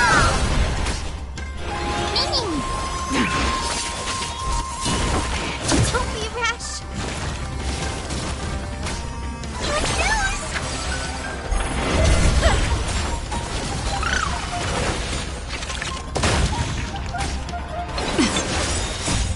We can do anything!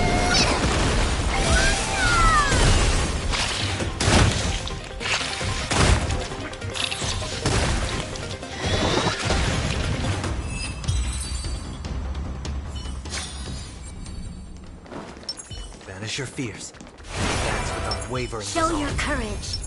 Flee! Light up the dark.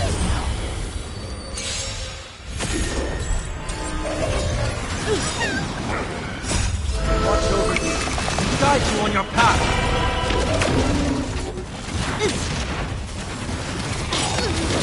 Pick on someone your own To side. guard and defend. Crush them. Future could come. I want to doubt farewell. tomorrow! Fiends or devils, I'll crush them all!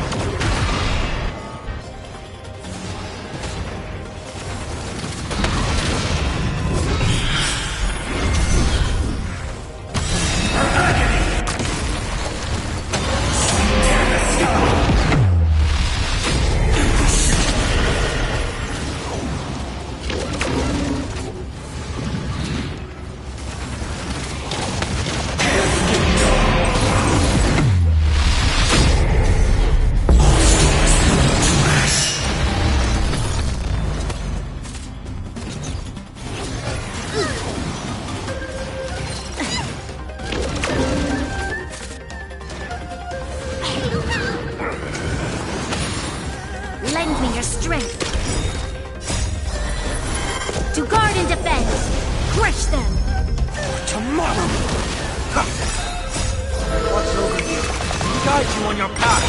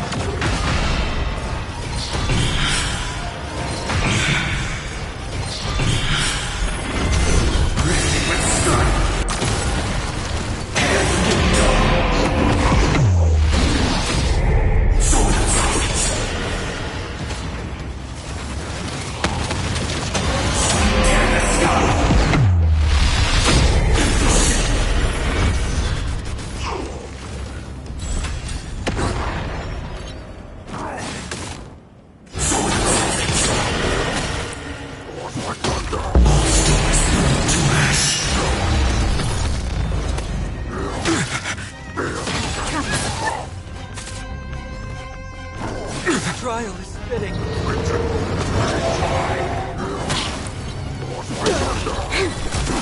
Serenity is before me. Future will come. Get this.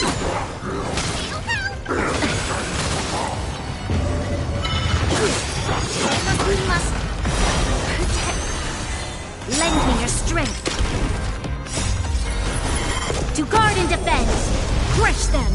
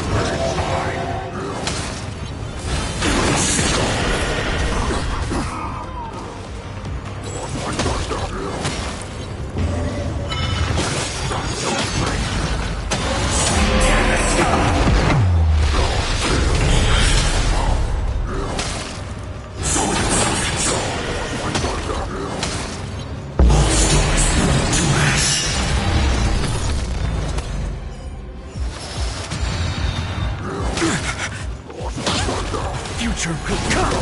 Get them!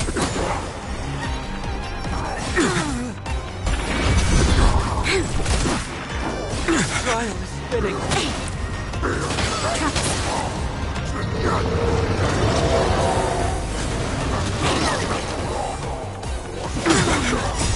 Watch over you, guide you on your path.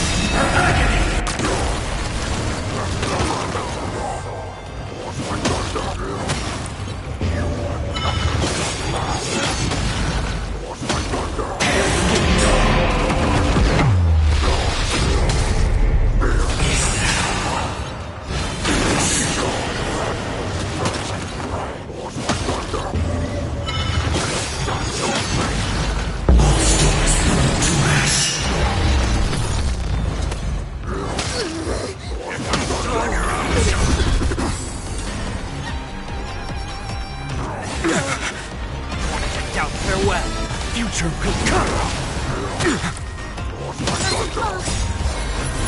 To guard and defend! Crush them! If I'm showing your own fiends or devils, I'll crush them all!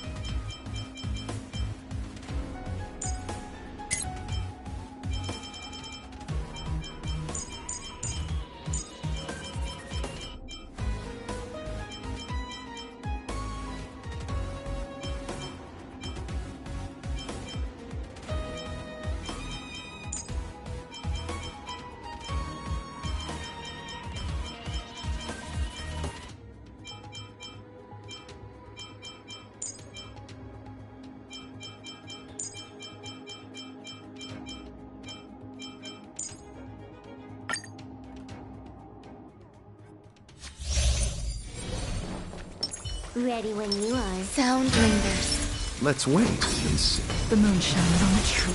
100% quick! Repent! Existence is unity. All will be swept away by the wind.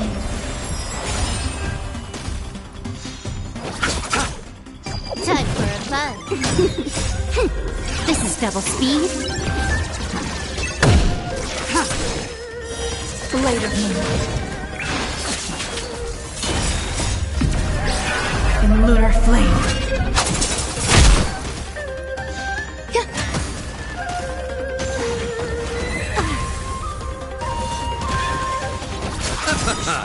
The dead return!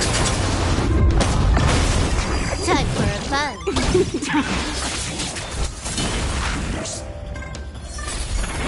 Eternal.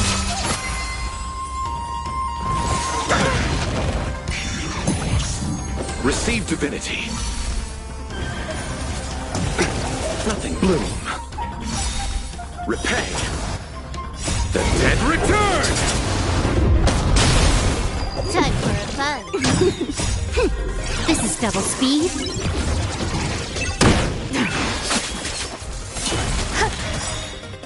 All will be swept away by the wind.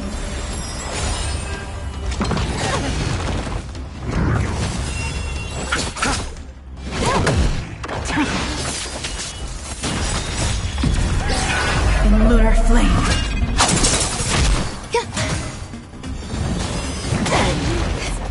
Receive divinity. The dead return!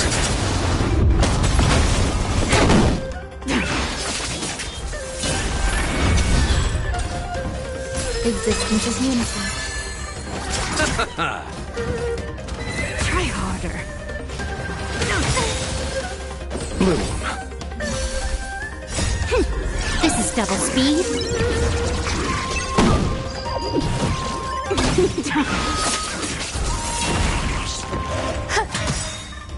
All will be swept away by the wind. Receive divinity. Repay. The dead return!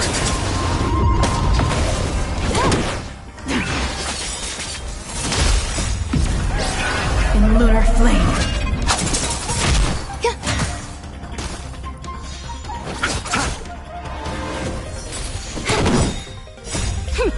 This is double speed.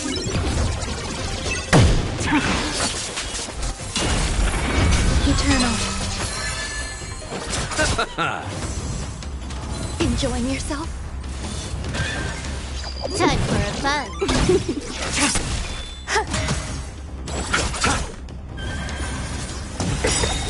Bloom. All will be swept away by the wind. The dead return!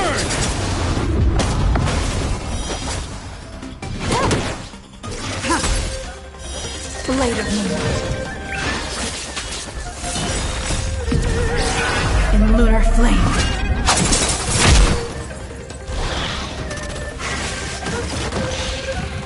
Enjoying yourself?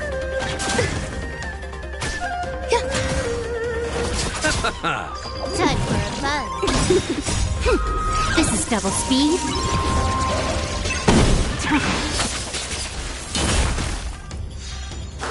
I underestimated you.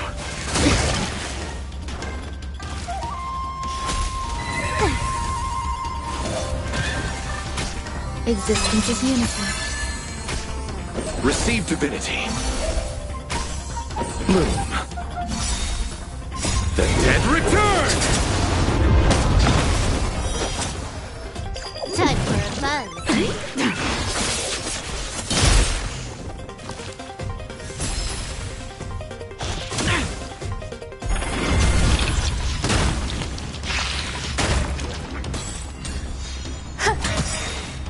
All will be swept away by the wind.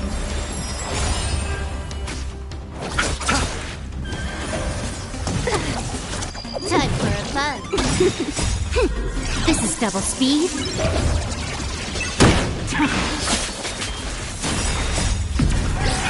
In lunar flame.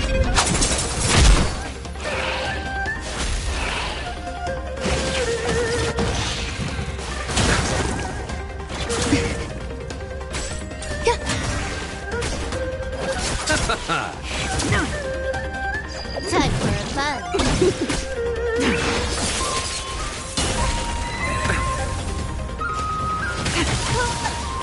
Receive divinity. The dead return!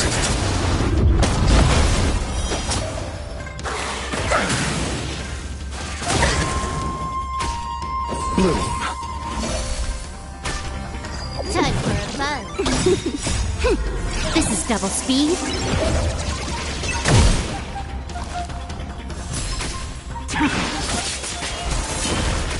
Existence is unity. All will be swept away by the wind. Nothing major.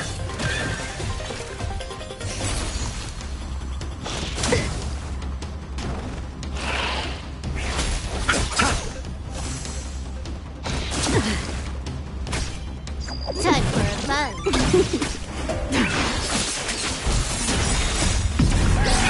In lunar flame. Receive divinity. The dead return!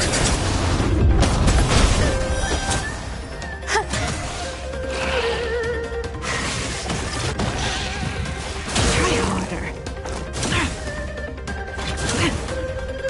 Bloom.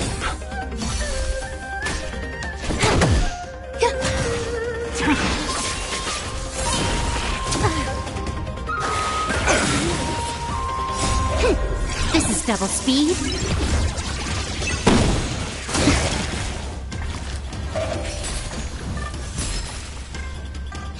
Try harder.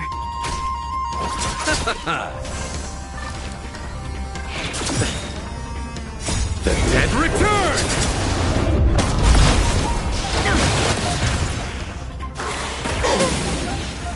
Receive divinity. Repay. Time for a fun. Eternal. All will be swept away by the wind.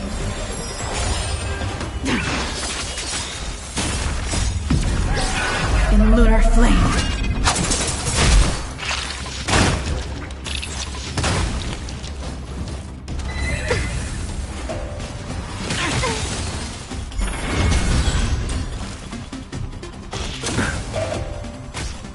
Bloom. The dead return!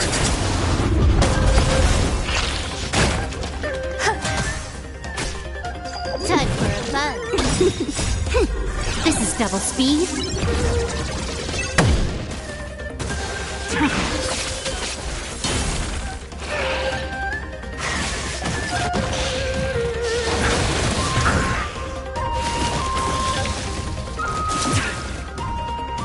Try harder.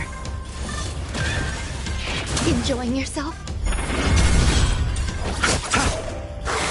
Stay away. Receive divinity. The dead return!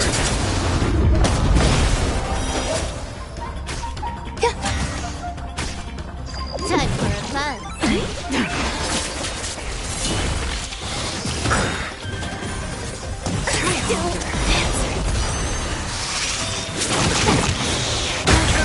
Come to pass.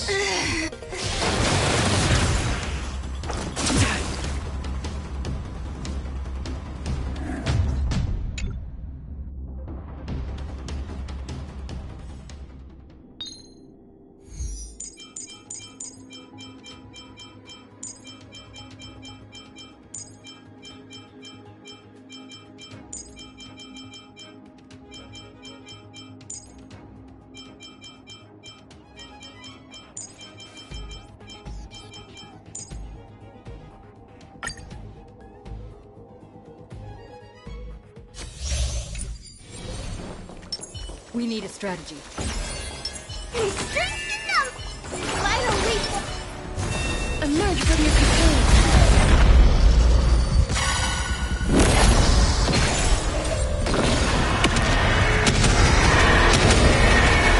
May death protect us! We can do it! Show me the way. Dispel the gloom! Restore the skies!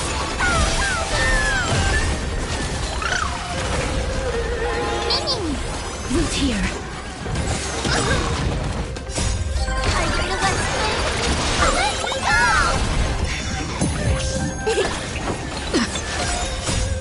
We can do anything! Have some sunshine.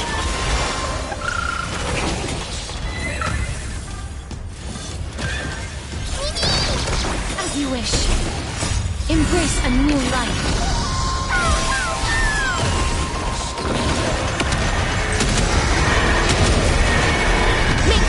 protect us! So may the wind. I feel that split. Let me go! Mimi! Root here.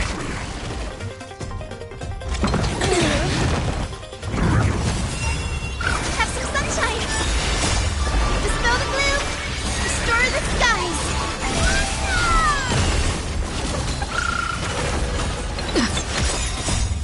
We can do anything!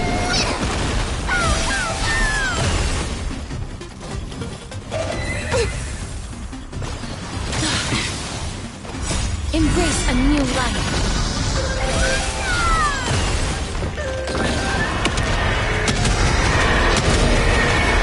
May death protect us! So may the wind.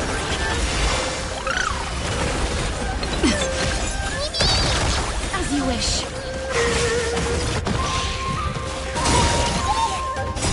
I feel that split. Let me go! Delivering warmth. Have some sunshine. Mimi.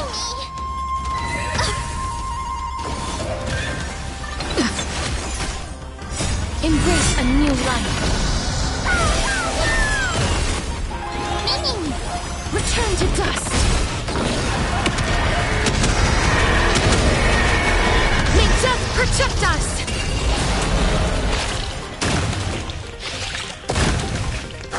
That hurts a bit.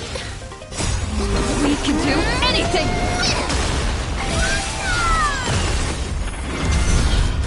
So may the wind.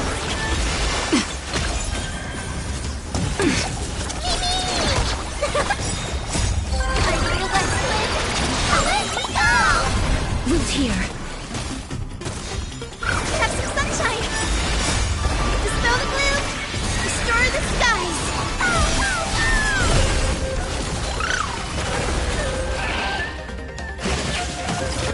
You just don't learn.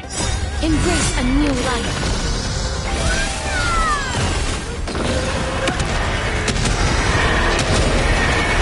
May death protect us!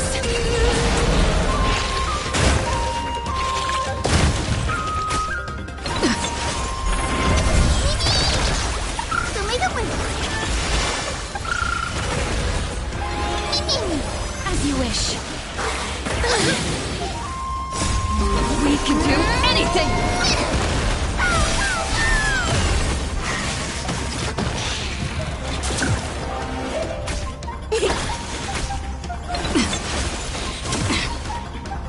Have some sunshine.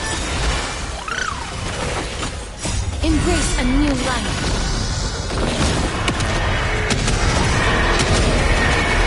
May death protect us!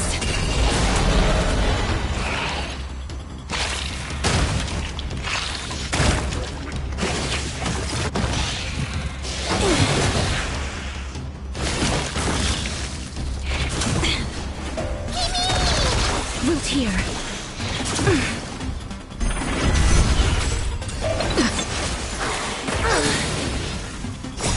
I feel that split. Let me go! So may the wind. Dispel the gloom. Restore the skies.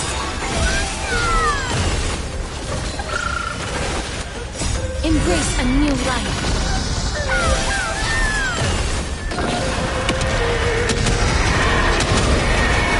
May death protect us!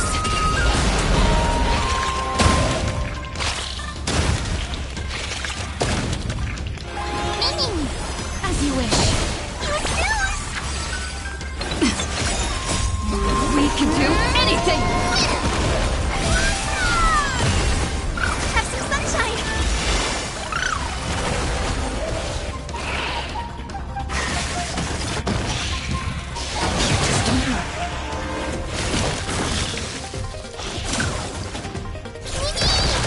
Root here. Embrace a new life.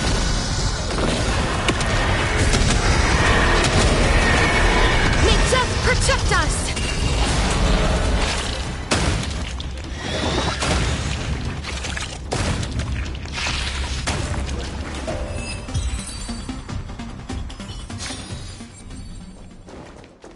foreboding sign. Let the show begin. Feeling lucky. Feeling lucky.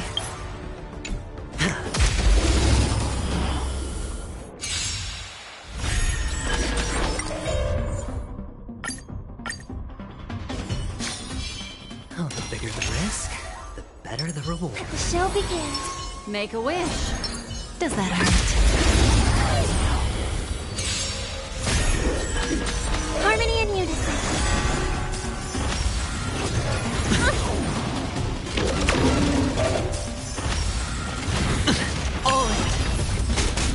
Stand still.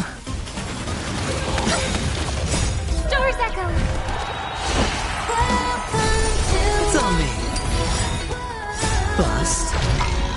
Or maybe I'll take it off. Watch your head. Time to say bye. Boom.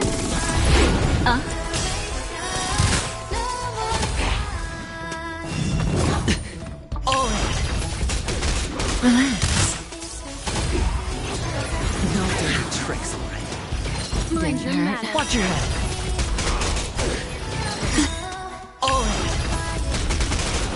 Beneath the waters lies an endless abyss.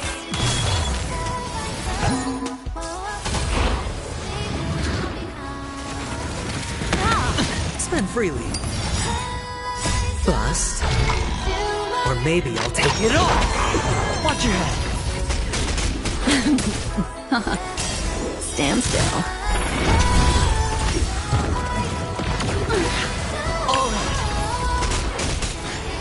Mind your manners. Watch your head. Time to say bye. Boom. Relax. Doors echo.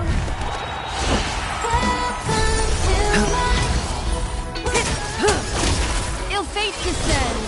Stand still.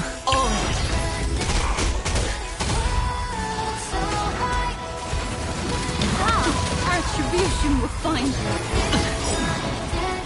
Beneath the waters lies an endless abyss. It's on me. Bust. Or maybe I'll take it off. Watch your head. Time to say bye. Boom.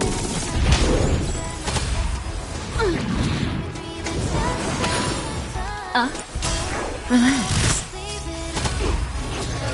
No dirty tricks. Stand still. Watch your head.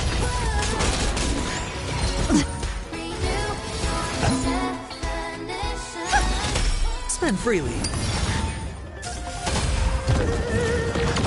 A show. Didn't hurt. Watch your head. Bust. Or maybe I'll take it off.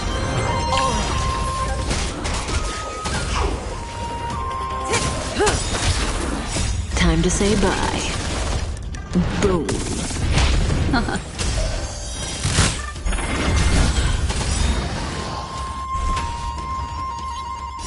Beneath the waters lies an endless abyss. Stand still.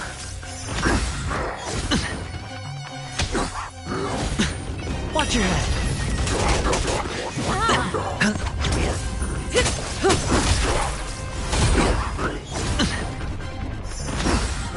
Not bad.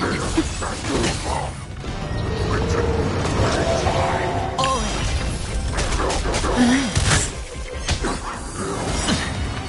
Bust. Or maybe I'll take it off. Watch your head. Time to say bye. Boom.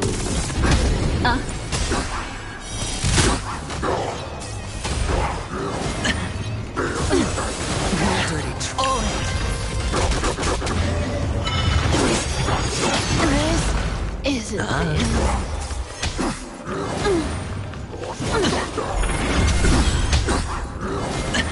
Watch your head. Bust. Or maybe I'll take it off. Ill tidings manifest. Beneath the waters lies an